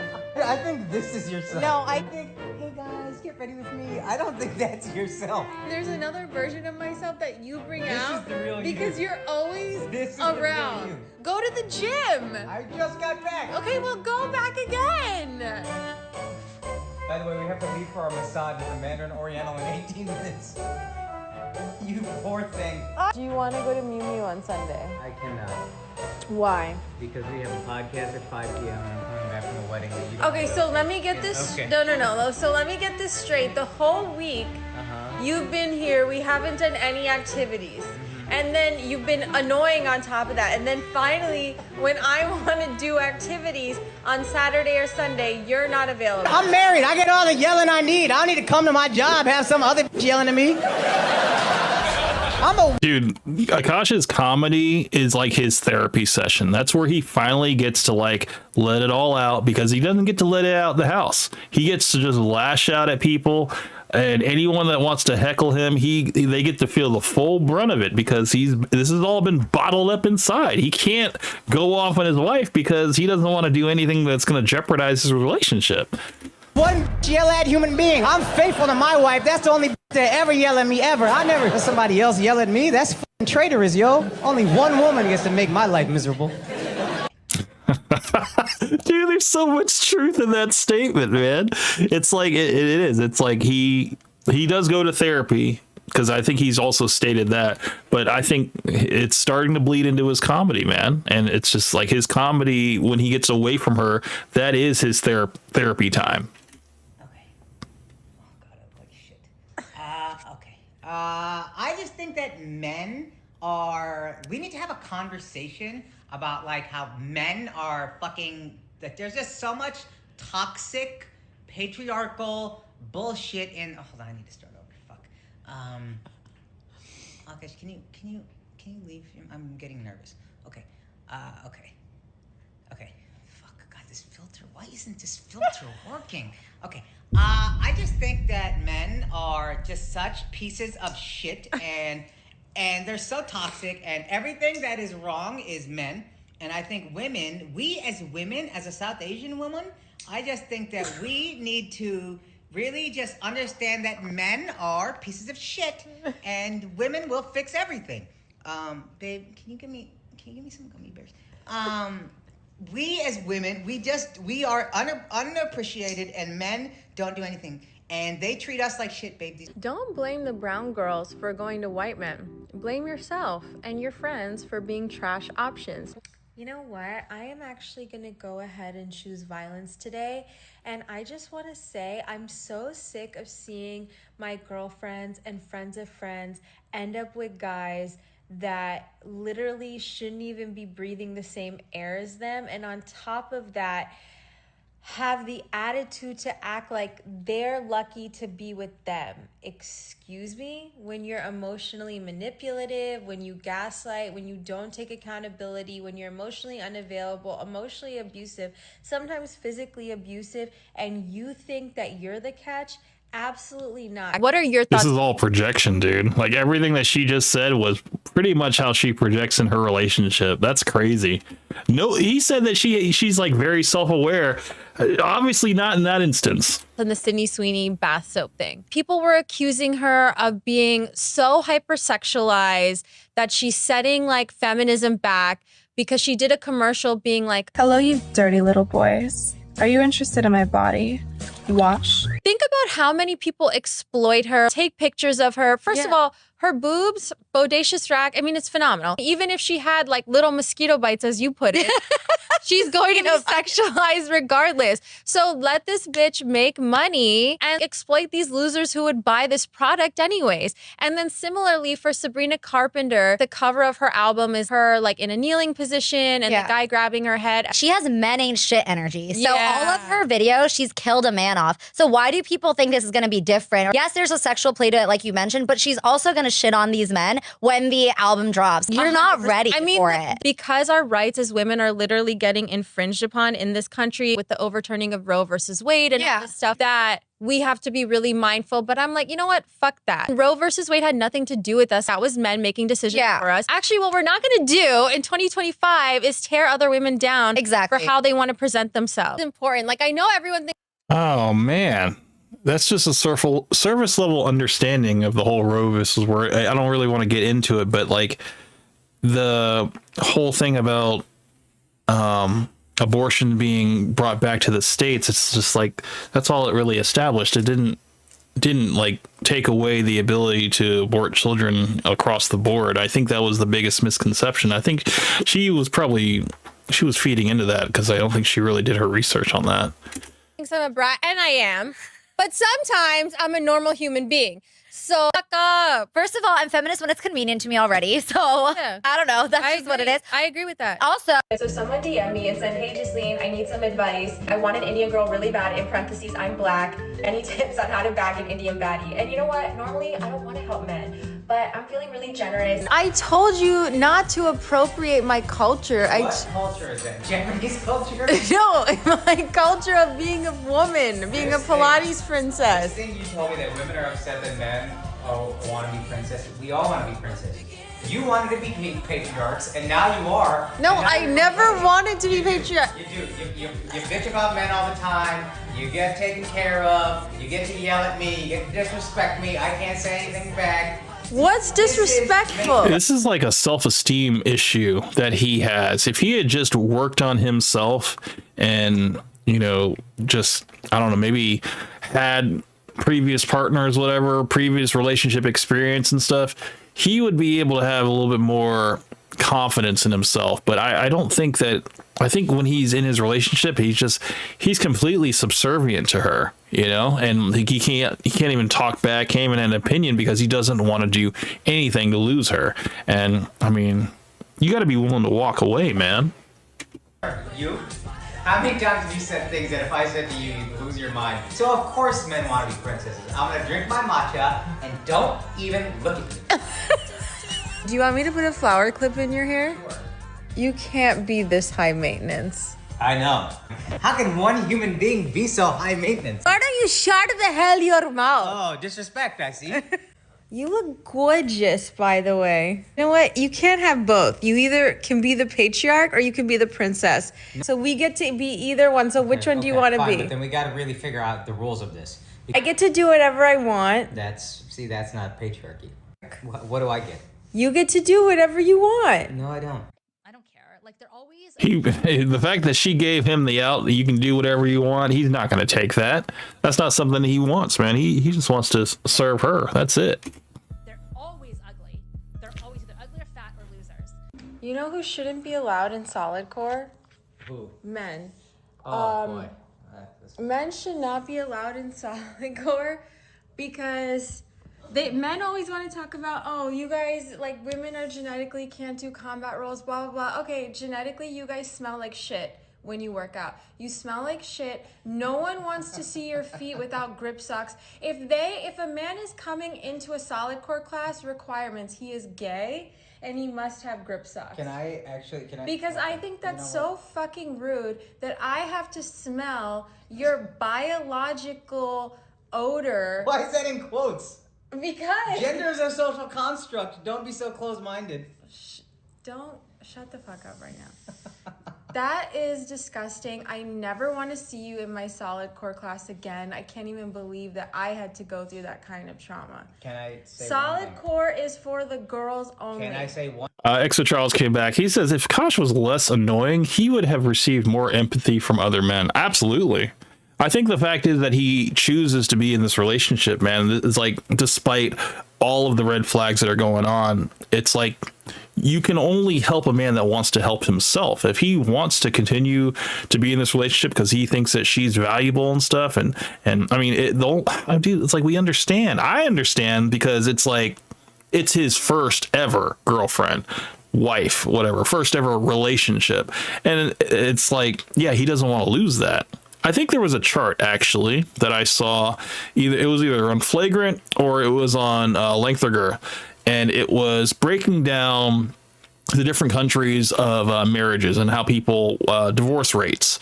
And I think, the United States was like fourth in terms of like, the divorce rate. India was way at the bottom, like 1% for divorce rates. And then I think the title of the post was, yeah, he's never leaving her. He's going to stick it out until one of them die. That's literally how he's going to exit the relationship, by death.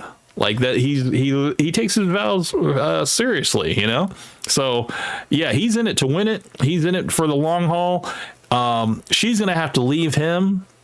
There's probably nothing that she can do that he's going to leave her, And that's what I'm saying. It's like we can only feel sorry for Akaash when we first initially see the situation. But then when you see how he responds to her, like even after everything that has transpired, it's just like, okay, so you obviously don't want to be out of this situation. So it's like I can't feel sorry for you because you want to be in this. You think that you would be missing out, and I just think that this is just, he doesn't want to be helped. You can only help somebody that wants to be helped, unfortunately. Tina Toast Ghost came back. He says Akaash would not make it through one CrossFit session. He would last 10 minutes tops. That's true, man. He's not the I don't really think he's the kind of type that would work out, man, like that. I know a couple people that have done CrossFit, and yeah, I mean, CrossFit is pretty intense, man, from what I understand. So it's, yeah, I don't think, no, he's not the type to really work on himself like that. One thing, What? I actually agree. Why would a man do a solid core workout? That is gay. He should be gay because that's gay. Someone said the misandrist to Princess Pipeline is real, and I am who they're talking about. What's that mean? What's that mean? Misandrous? Why are you being dumb? Misandrous? Yes. What does that mean? It's like a female version of a misogynist. Oh, yes. You are that. I'm actually so tired of this fucking app, and I just don't want to fucking post anymore, because if I say all men are trash, there's literally Oh, so is your work finally turning into a job? Do you not like doing this all the time now because this is what you've chosen for yourself? Yeah, it kind of sucks. Kind of wish you had like an alternative, right? Like something else you could do to make money that you didn't have to do much effort for. OnlyFans, it's on the horizon. That's gonna happen. Maybe 5 comments of guys being like, but what if I actually have a fear of trash? Like, I actually have a fear of trash. Shut the fuck up. Shut the fuck up. This app isn't for you, and opinionated people aren't for you, because your brain literally can't comprehend the difference between someone's opinion and then you having to apply that opinion to your own. So, we had a conversation on the way home. Should I stop my birth control? Like, you're just saying you're averagely attractive. Like, why is that insulting? Like, they're so fucking dumb. But whatever, my follower ratio is going up with the females. I think I'm like 57 now to like 43 female to male, and I'm like so happy. Like, get that toxic shit out of here. Do you know that Jalen Hurts has an all-female management team? Here we go. Oh, God. Oh, wait. Don't give me another reason to root against the Eagles. I'm so sorry. Don't give me another reason. You are such the biggest chauvinist pig I've correct, ever correct. seen in my... I will. Okay, who wants to make TikTok only for the girls? I do. Raise your hand. No, because the girls are telling you to divorce me for an interview. Okay, yeah, but But at least that's the worst that they're saying. These men, like this guy called me mediocre, and So what did you say if we have a son? You said our son is going to be soft, and I said he won't. Our son is going to be soft. You're 5'7", I'm 5'2". My wife wants my kid to be gay if we have a son. I'm like, what's that? What? Don't talk to me. You're post-grad? You're gonna talk to me about going to an Ivy? Like, you could have a pulse and get into an Ivy post-grad. Did you get into an Ivy post-grad? No. I never said I was fucking smart. Also, if he counts his protein, like literally counts how many grams, how do you have that much time? Like, you could be making money with the kind of time that you're spending counting your macros. Count your money, not your macros. And kids, like, success also means that they're disciplined. It means that they work hard. So, like, transitive property, it means they're going to work hard in their relationship. You idiot incels. Like, what the fuck do you think? Like, it lends itself to other things. It's not just about money and nice things. Yeah, and also there's so much deep love, but it's like love and money kind of go hand in hand sometimes. These incels think that they're J. Cole being like, oh, this a bird, she a bird trap or whatever. It's like, you are not J. Cole. You are not as successful as him. But then we have the losers who don't get it. The men, the insecure men. The incels. I think we're getting a lot of It's not about being insecure and all that other stuff, man. It's just like you just have a bunch of red flags. You're for the streets. You basically made yourself well known. Like, people that know can see you from a mile away what you're all about. And we just hate to see a guy who's in denial, who's with you. Because he's just in denial. He doesn't see what this is. He's in it, but he doesn't know how to get out of it. He doesn't want to get out of it. Like it sucked. You didn't like a movie about women's emotions? I'm stunned. Fucking now they got more emotions. Dude, we gotta just bring kill me. Whole ass movie about women's emotions. Like, I don't get enough of this in my fucking life. What if it was an Indian woman? What if it was an Indian woman? Would you watch that? Got inside her head? No, Jesus Christ, no. God, no. So you're lucky this is a placid white woman. You guys couldn't handle the emotional roller coaster of an Indian woman. I've never seen an Indian woman. We keep it in the house. Okay. Because you've never seen an Indian women go wild, like on a plane or on a bus or anything like that. Yeah. Never once. They're very sad. Hey, sexy lady, I like your flow. Your body's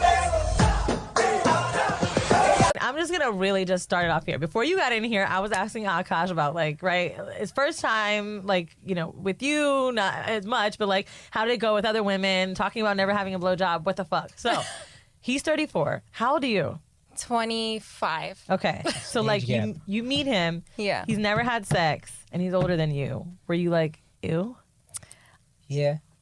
It's funny because, like, the guy that I was kind of with right before him was also a virgin.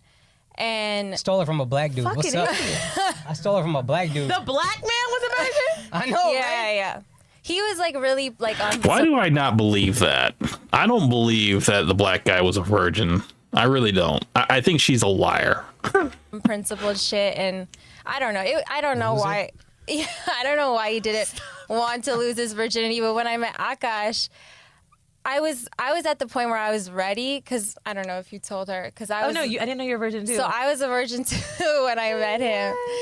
That's why she don't know the dick is trash. That's why. She don't know no better.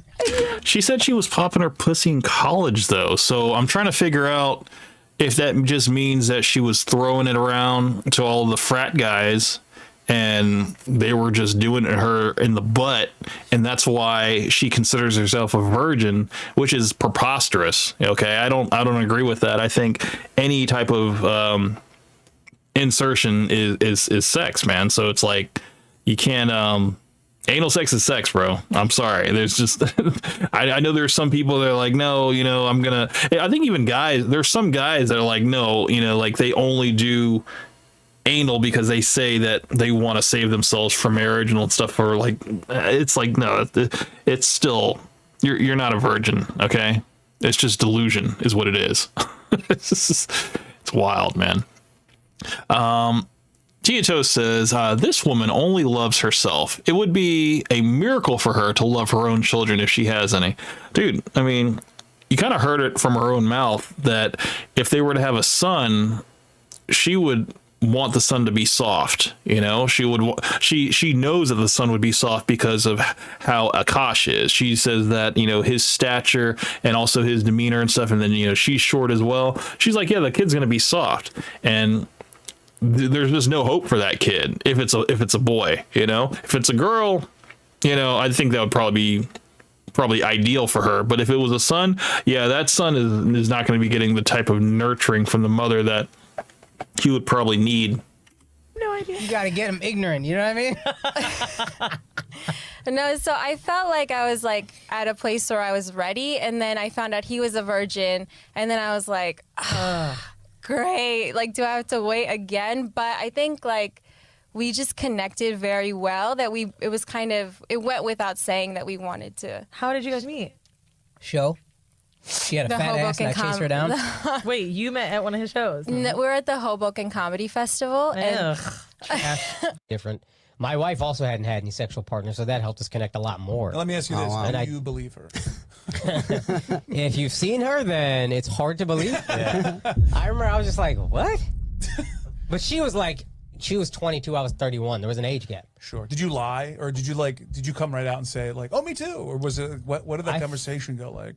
I don't remember how it came. I think she said You it. blacked out? She said it, and then I was like, When she said I'm a virgin, you went, your heart exploded. Yeah, yeah. Oh, he got happy. He said nothing compared to.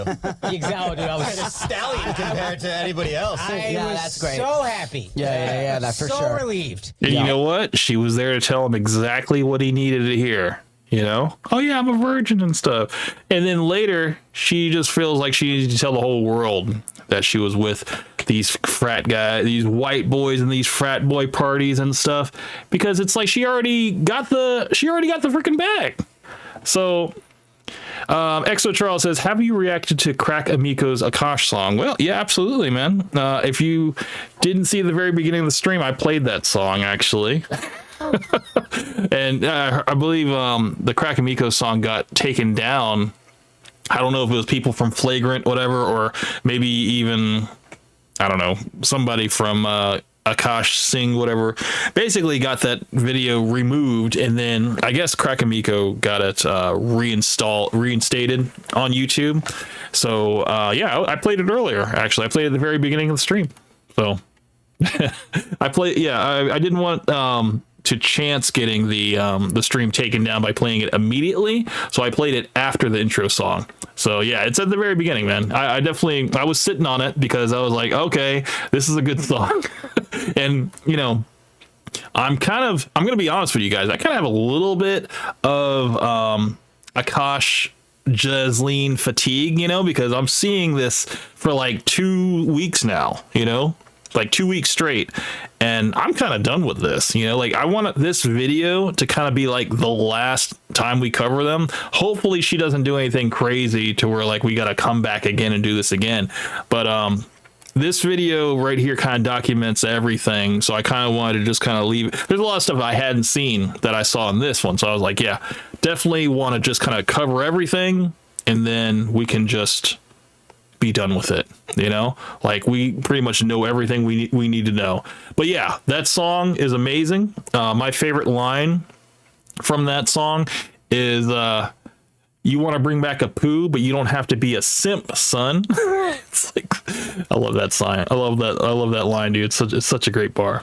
And it was just like, it felt right. It was like, oh, God brought me this person that like we already connected, and like she also isn't having sex. But it's out there that he is in an emotionally abusive relationship, and that's why he cares so much about what she thinks and her reaction to something. I have really good news.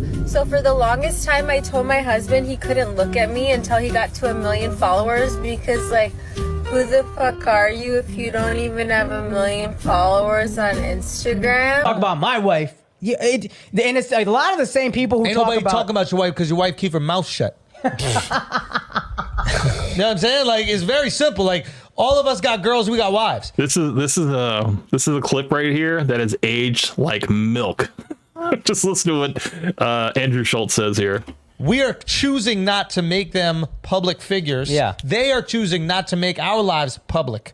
Okay, you know what? Damn, dude. How prophetic. You know, something like him to say something like that, and to see where we are right now, you know? Akaash's career is being run into the ground because she was so bored sitting at the house that she just wanted to be an influencer. She's like, let me be an influencer. I already have the influencer lifestyle. I might as well make money off of it. It's like, man, and what is it doing? At what cost for this influencer lifestyle is it costing? It's costing his whole career, you know, his respect. I mean, the Flagrant 2 podcast hasn't come back and done a show yet. Why is that, dude?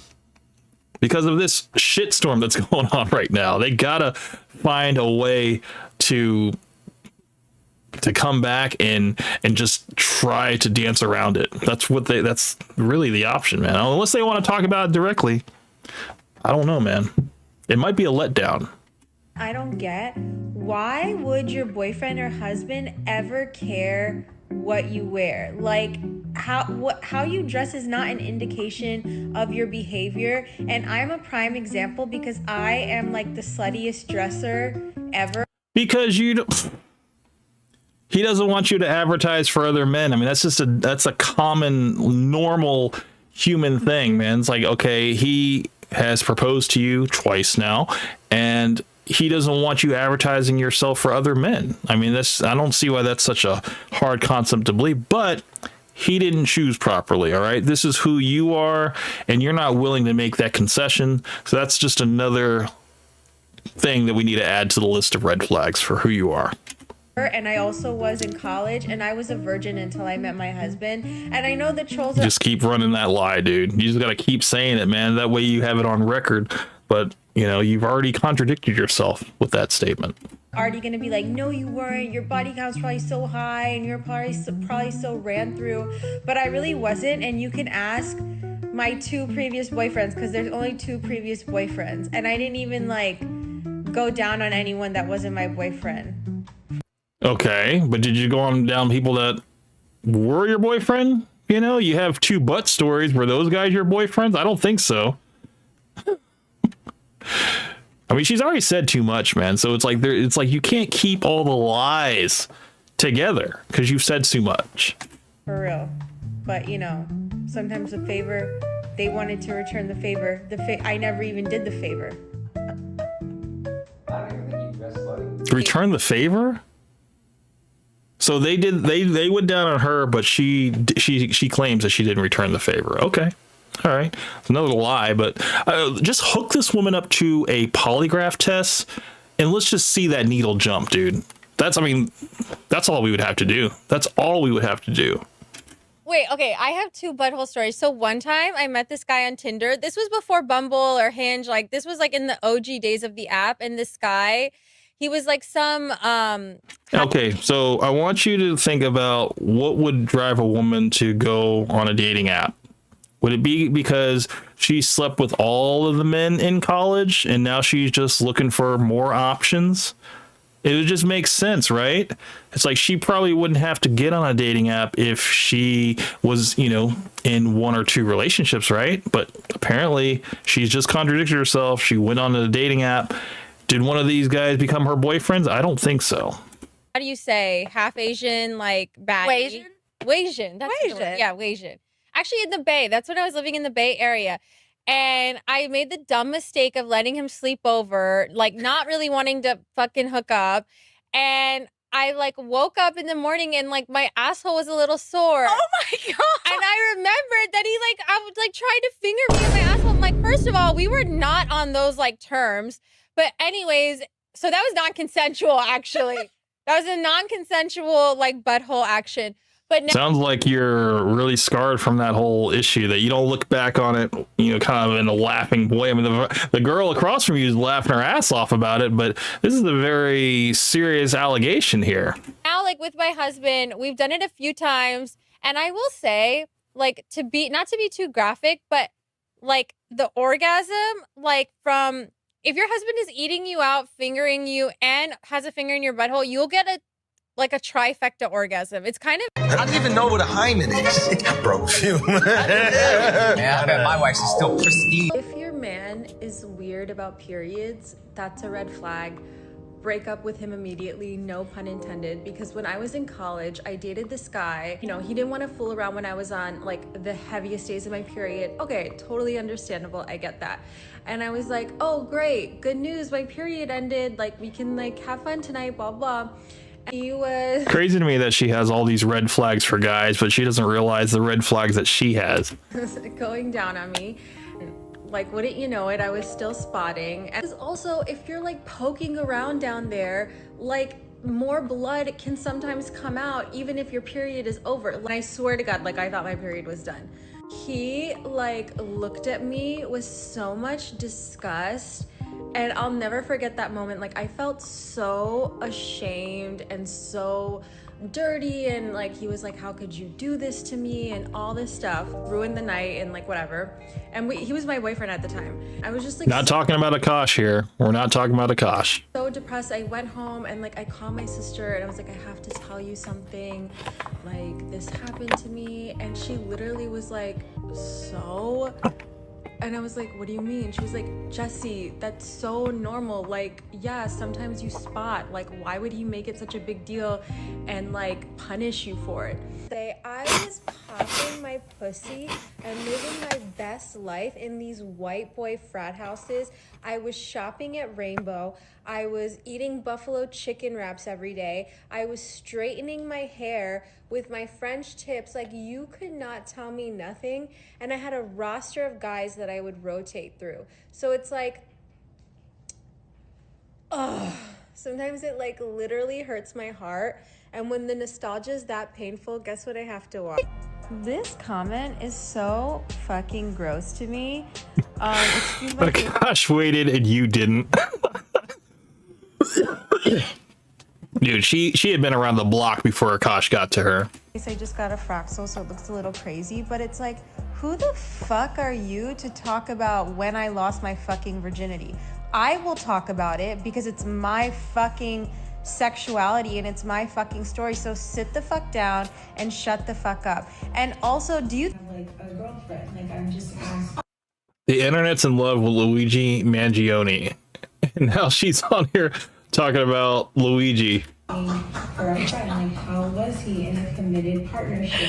I feel like he's giving, you know, I just bought you these flowers because, oh babe, I made that reservation. You like, we really stand for him, and like, I'm obsessed. Okay, I have 3 questions about Luigi. Okay, Akash is mad because I call Luigi Bae. I don't love it. I don't love it. What does Bae mean? Damn. That's bad, man. It's like he's got to just sit there and take it, man, because he's just like, dude, you've already made this bad decision. You've already made your bed, and now you got to deal with the repercussions now. Bae is like means like She's about to redefine what bae means when it doesn't. I mean, we all know it's supposed to mean, it's a term of endearment for like boyfriend and whatever. But like Jada Pinkett with the whole entrapment definition, we're gonna redefine what bae means. Let's listen to what her definition is. Figure it out. like bae means like when you call someone like honey. Are they shadow banning? Oh, well, you know, that's not bad. It's an term of endearment. That's I mean, at least she was honest about that. Since like Trump got scared that we're gonna like target other CEOs, like who the fuck cares? Like, let us fucking indulge in this fucking folk hero. Like, I'm fucking obsessed with him. So obviously, like, he showed up in court today looking gorgeous as fuck. He had those like ankle. They have similar eyebrows. Did you guys see that? Holy shit! Hold on, 1 second. Let's just get to it. Like, he showed up in court today looking gorgeous as Yeah, they have the same eyebrows, the same thickness at least. fuck. He had those like ankle cuffs on his ankles, I guess, like with the loafers, and ankle like crazy. Oh my god, like I don't know, like something about his face, like, and I know like so many people have said you look like him, like That is such a compliment, honestly. So if you go on Rob Anderson's TikTok page, he literally wrote down the address that you can send letters to and like the rules that you have to write in like blue or black ink and like what you can or cannot send, but you actually can send a picture of yourself. So I almost want to write him and send a picture of myself and be like, I don't know, like everyone says we look alike. Like, what do you think? Like, do you think we look alike? And just like laugh and kick my feet up and giggle and blush. No, fuck. What was I gonna say though? Oh, and then my best friend. Dude, she's completely smitten for this guy, this Luigi guy, man. I mean, she's just like a lot of those other, but she's married. You know, it's like I don't know, man. That's not cool. Daria, shout out to Daria. She sent me this New York Post. I bet you Luigi Mangione is on her list, her hall pass list. And I'm dying. It was talking about all like the girls that were outside the courthouse, and it was like it said these goo-goo-eyed groupies and these twisted young women, and what was the other one? These diehard devotees. And I'm like, okay, New York Post, say less. Like, do you think this is a fucking bad thing? Like, we're fucking obsessed with him, and like, get over it, you fucking losers. So Jocelyn sustained a bruise through some physical activity at home, and we treat a lot of bruises here, bruises for many different reasons. And so we have an excellent laser called the V-beam. It's a vascular laser, so it targets just the hemoglobin laser. What's awesome is no downtime whatsoever, and the bruise is completely removed in anywhere from 24 to 48 hours. Ready? It's very interesting that she got a bruise on her butt and she went to go get the bruise taken off instead of just letting it heal. She felt the need to get it, I don't know, get it taken off. And then she wanted to go ahead and blog on top of that with her ass out to this guy. And then she's going to ask him if he's single on top of it. Also, I heard you're single. Is that true? Alright, we're gonna go back. Oh, there was another moment in Will Smith's life where his wife admitted to.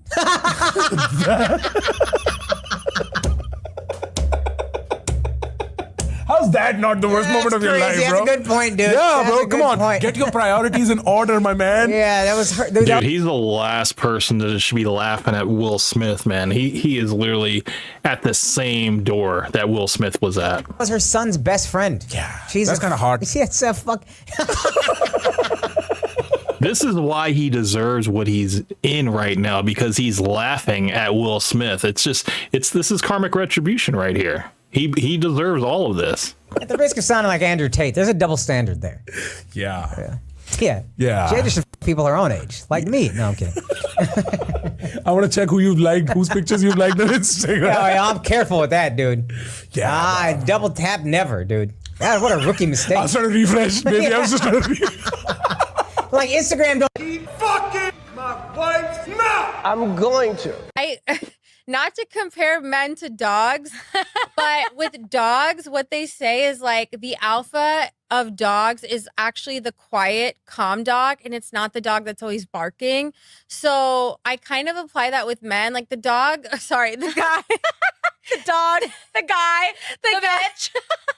The guy that's always like talking and barking and like saying all this shit to you, he's not the alpha. He's insecure.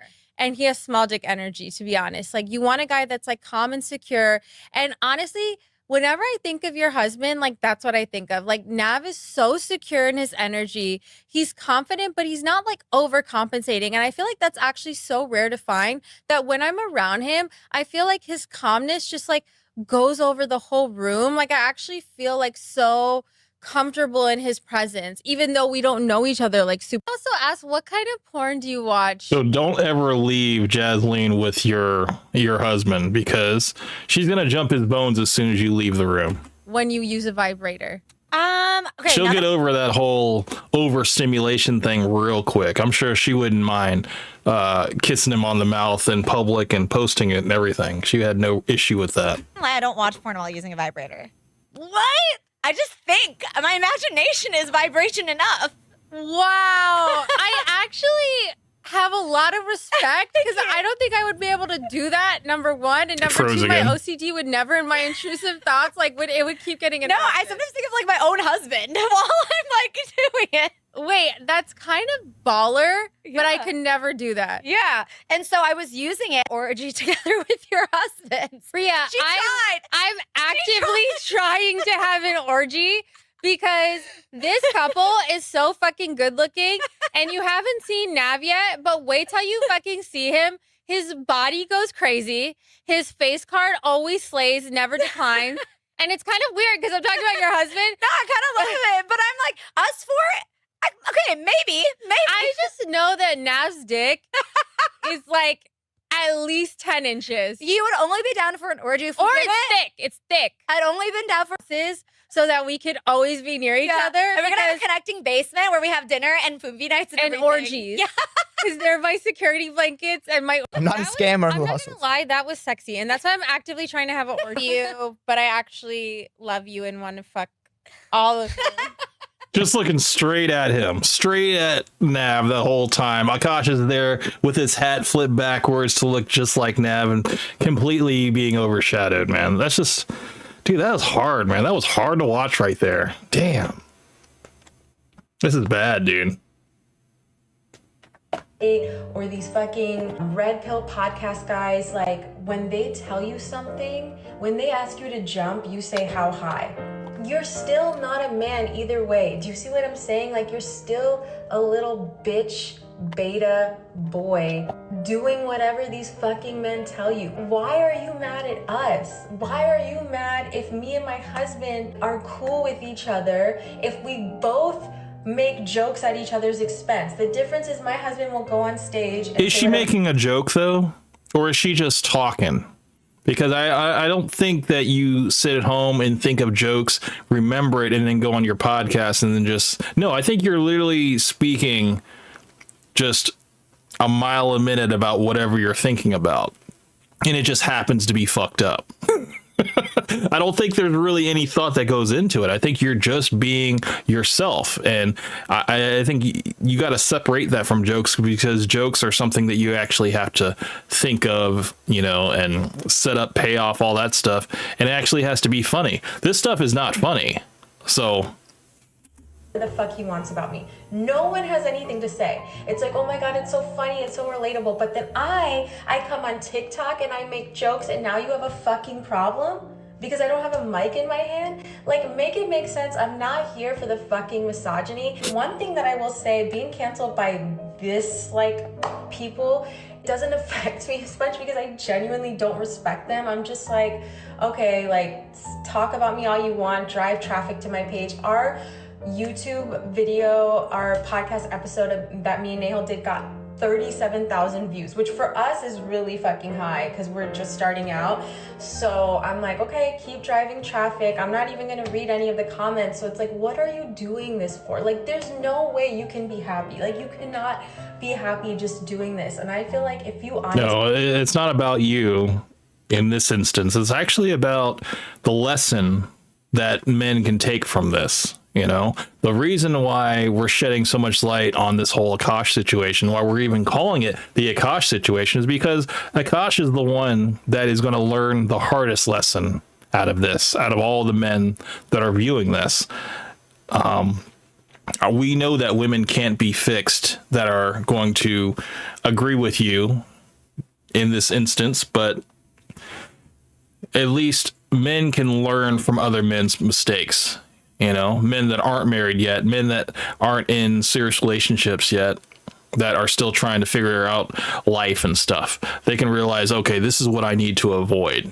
So I believe that is my purpose, that for honestly shedding light on this whole situation. It's not because we want to drive traffic or I have an issue with you as a woman. Like, no, there's really no changing who you are, but I think Akaash can change his situation and get out of it.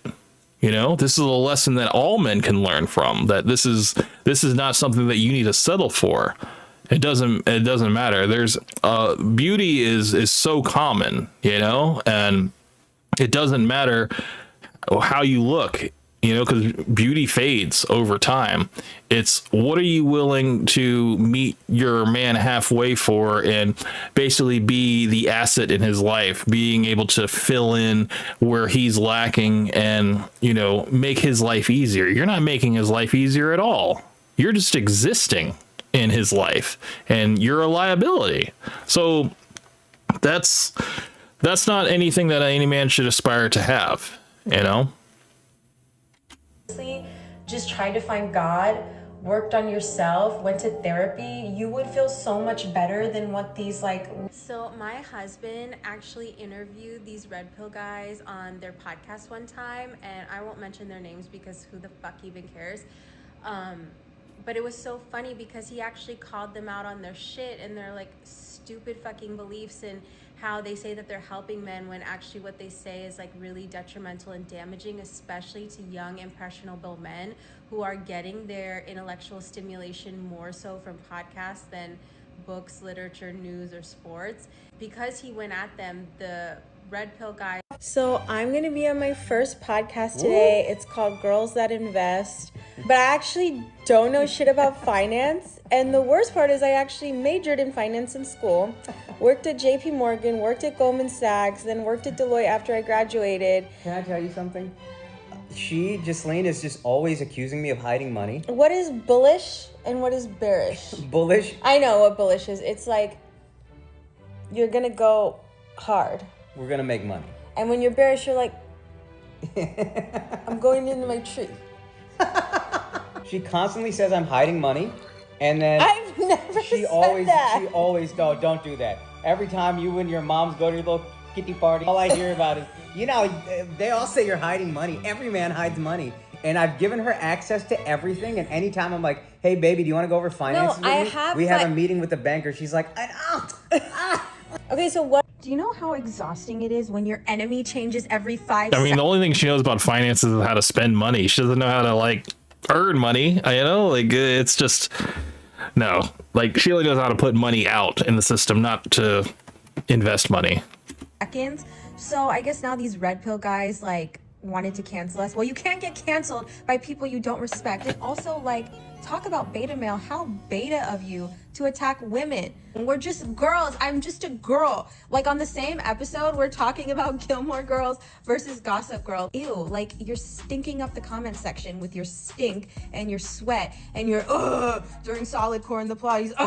Like we don't want you in this space. But you know what I was gonna say though? I did go to solid core today, and you know what the guy said? He was like, so what do we do at solid core? We break down our muscle fibers and we create micro tears, because what happens, guys, when your muscle fibers break down, they come back better and stronger because they repair, and then you physically get stronger. So I'm like, oh wow, you learned something from the stinky man in solid core. Very nice. Maybe going through all these cancellations and these hate comments or whatever, like it's actually making us stronger. And I know that in my life, like every time I've gone through any kind of suffering, like God has rewarded me with happiness and euphoria. And happiness and euphoria wouldn't be as amazing as it is if you didn't go through suffering to kind of like have perspective.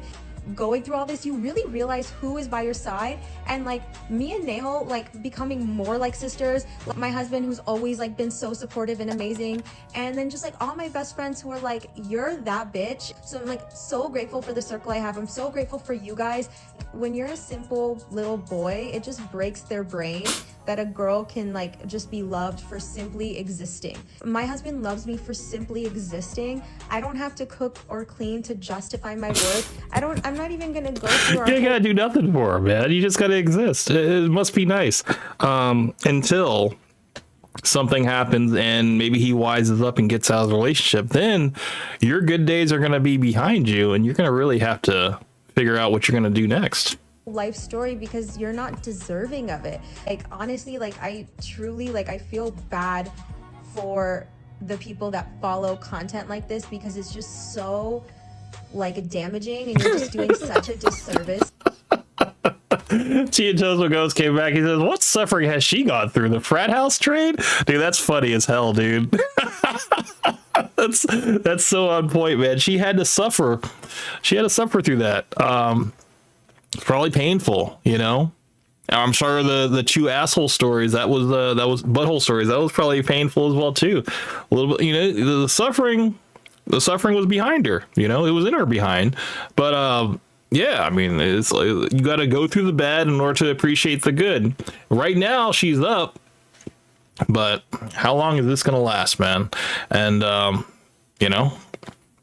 I think she's really kind of sowed the seeds for her downfall. Like everybody has a 15 minutes of fame, and I think her time is it's running right now. And I'm not praying for her downfall. I know it will happen, and when it does, man, it's gonna come crashing down, dude. Or if it never does, hey, that's great too. It's not, the thing is, like, there should be a lesson here though. Like I said before, the lesson is with Akaash. It's not really with her, because there's really no changing her.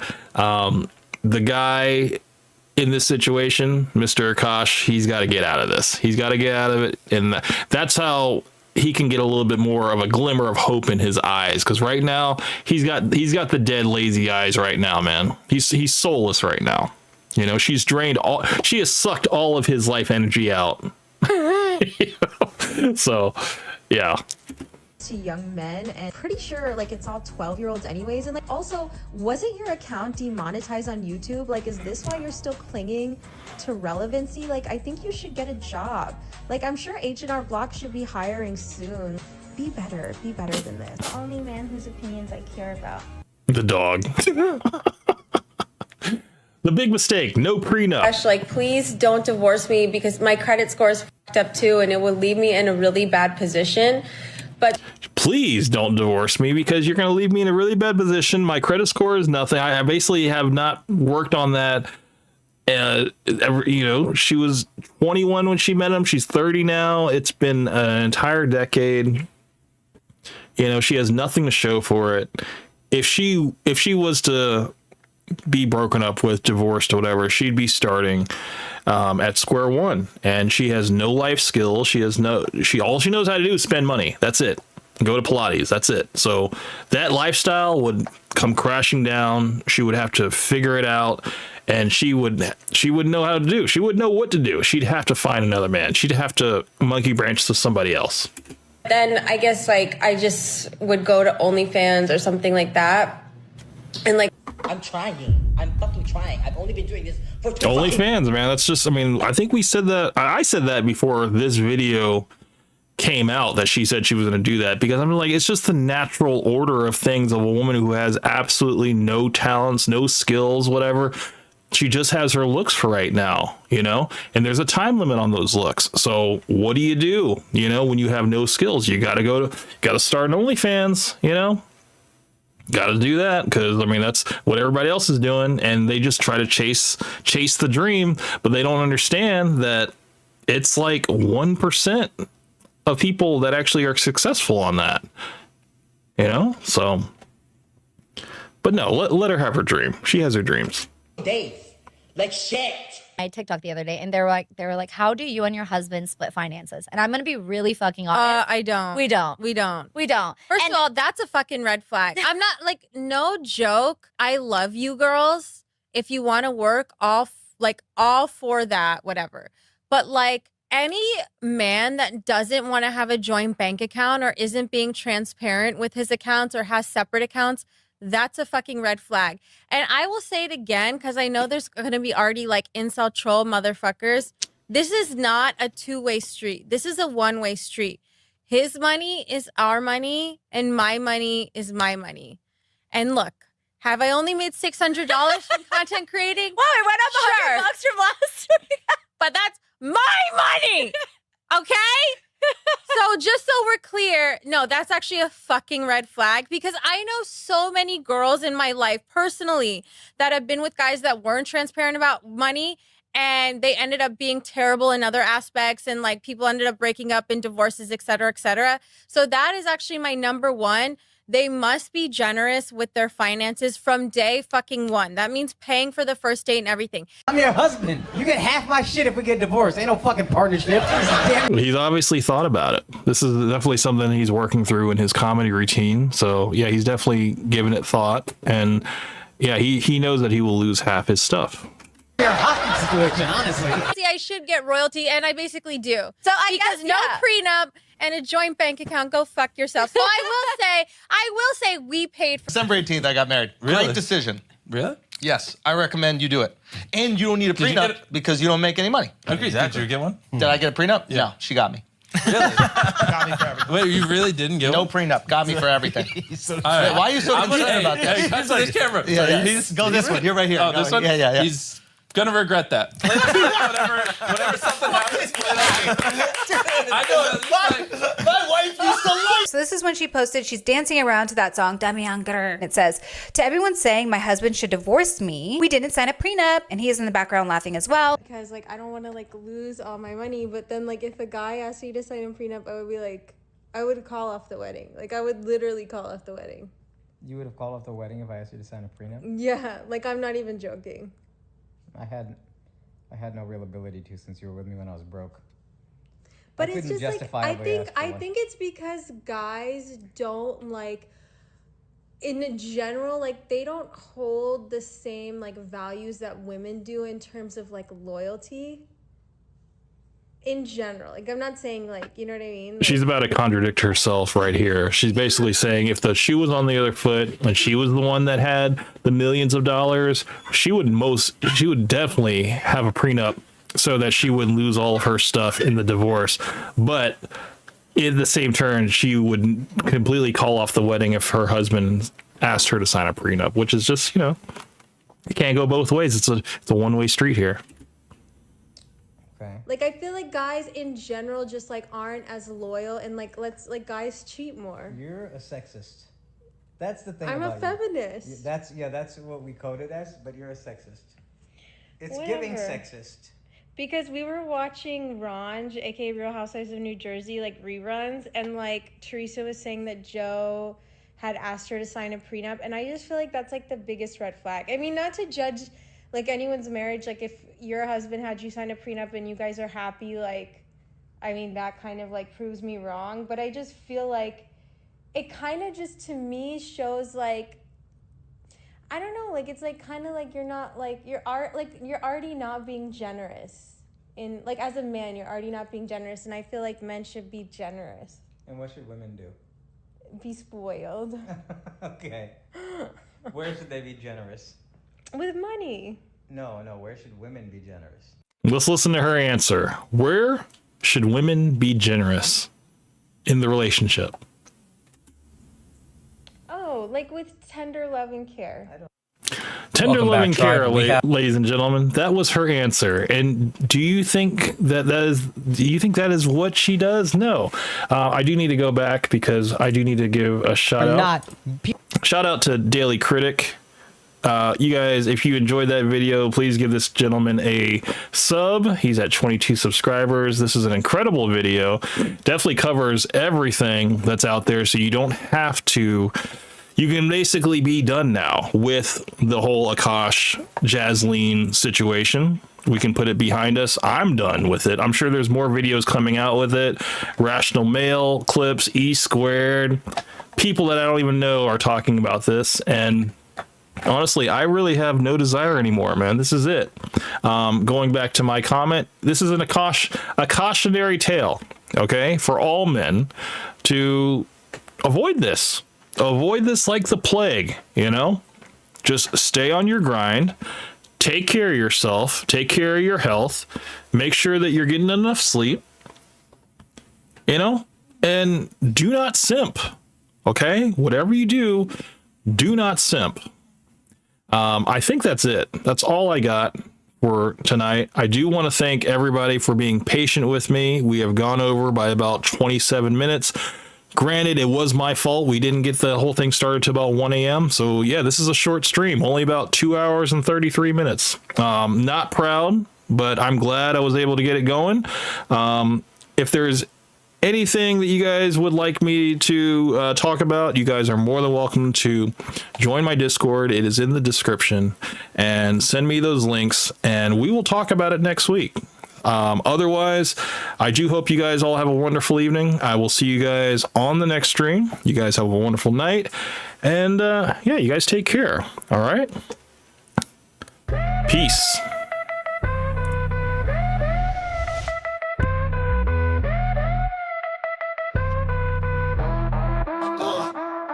Camp Hustle One, squad moves like a freight train. Streaming live Saturdays, no need for a campaign. Coke Benny in the chat, spitting heat, uncontained. Haters lurking in the shadows, they ain't good for this terrain. Covers dropping gems, wisdom sharper than a blade. XO Charles in the mix, got the whole game amazed. Taking souls for free, no invoice, no delays. Debating Sonic, spitting logic, making waves. Hustlers unite every Saturday night. We shine bright, got the spotlight in sight. Live stream flames, haters take flight. Chopping it with Hank, keep the vibe airtight. Commentary live, no script, just pure flair. Every bar a dagger, leaving doubters in despair. This ain't just a hustle, it's a kingdom we declare. Building brick by brick, we ain't folding under glare. Hank Russell in the cut, breaking bread, trading thoughts. While they talk trash, we strategize and plot. Every stream a canvas, every word a stroke of art. We out here taking names, pulling strings, playing smart. Hustlers unite every Saturday night. We shine bright, got the spotlight in sight. Live stream flames, haters take flight. Chopping it with Hank, keep the vibe airtight.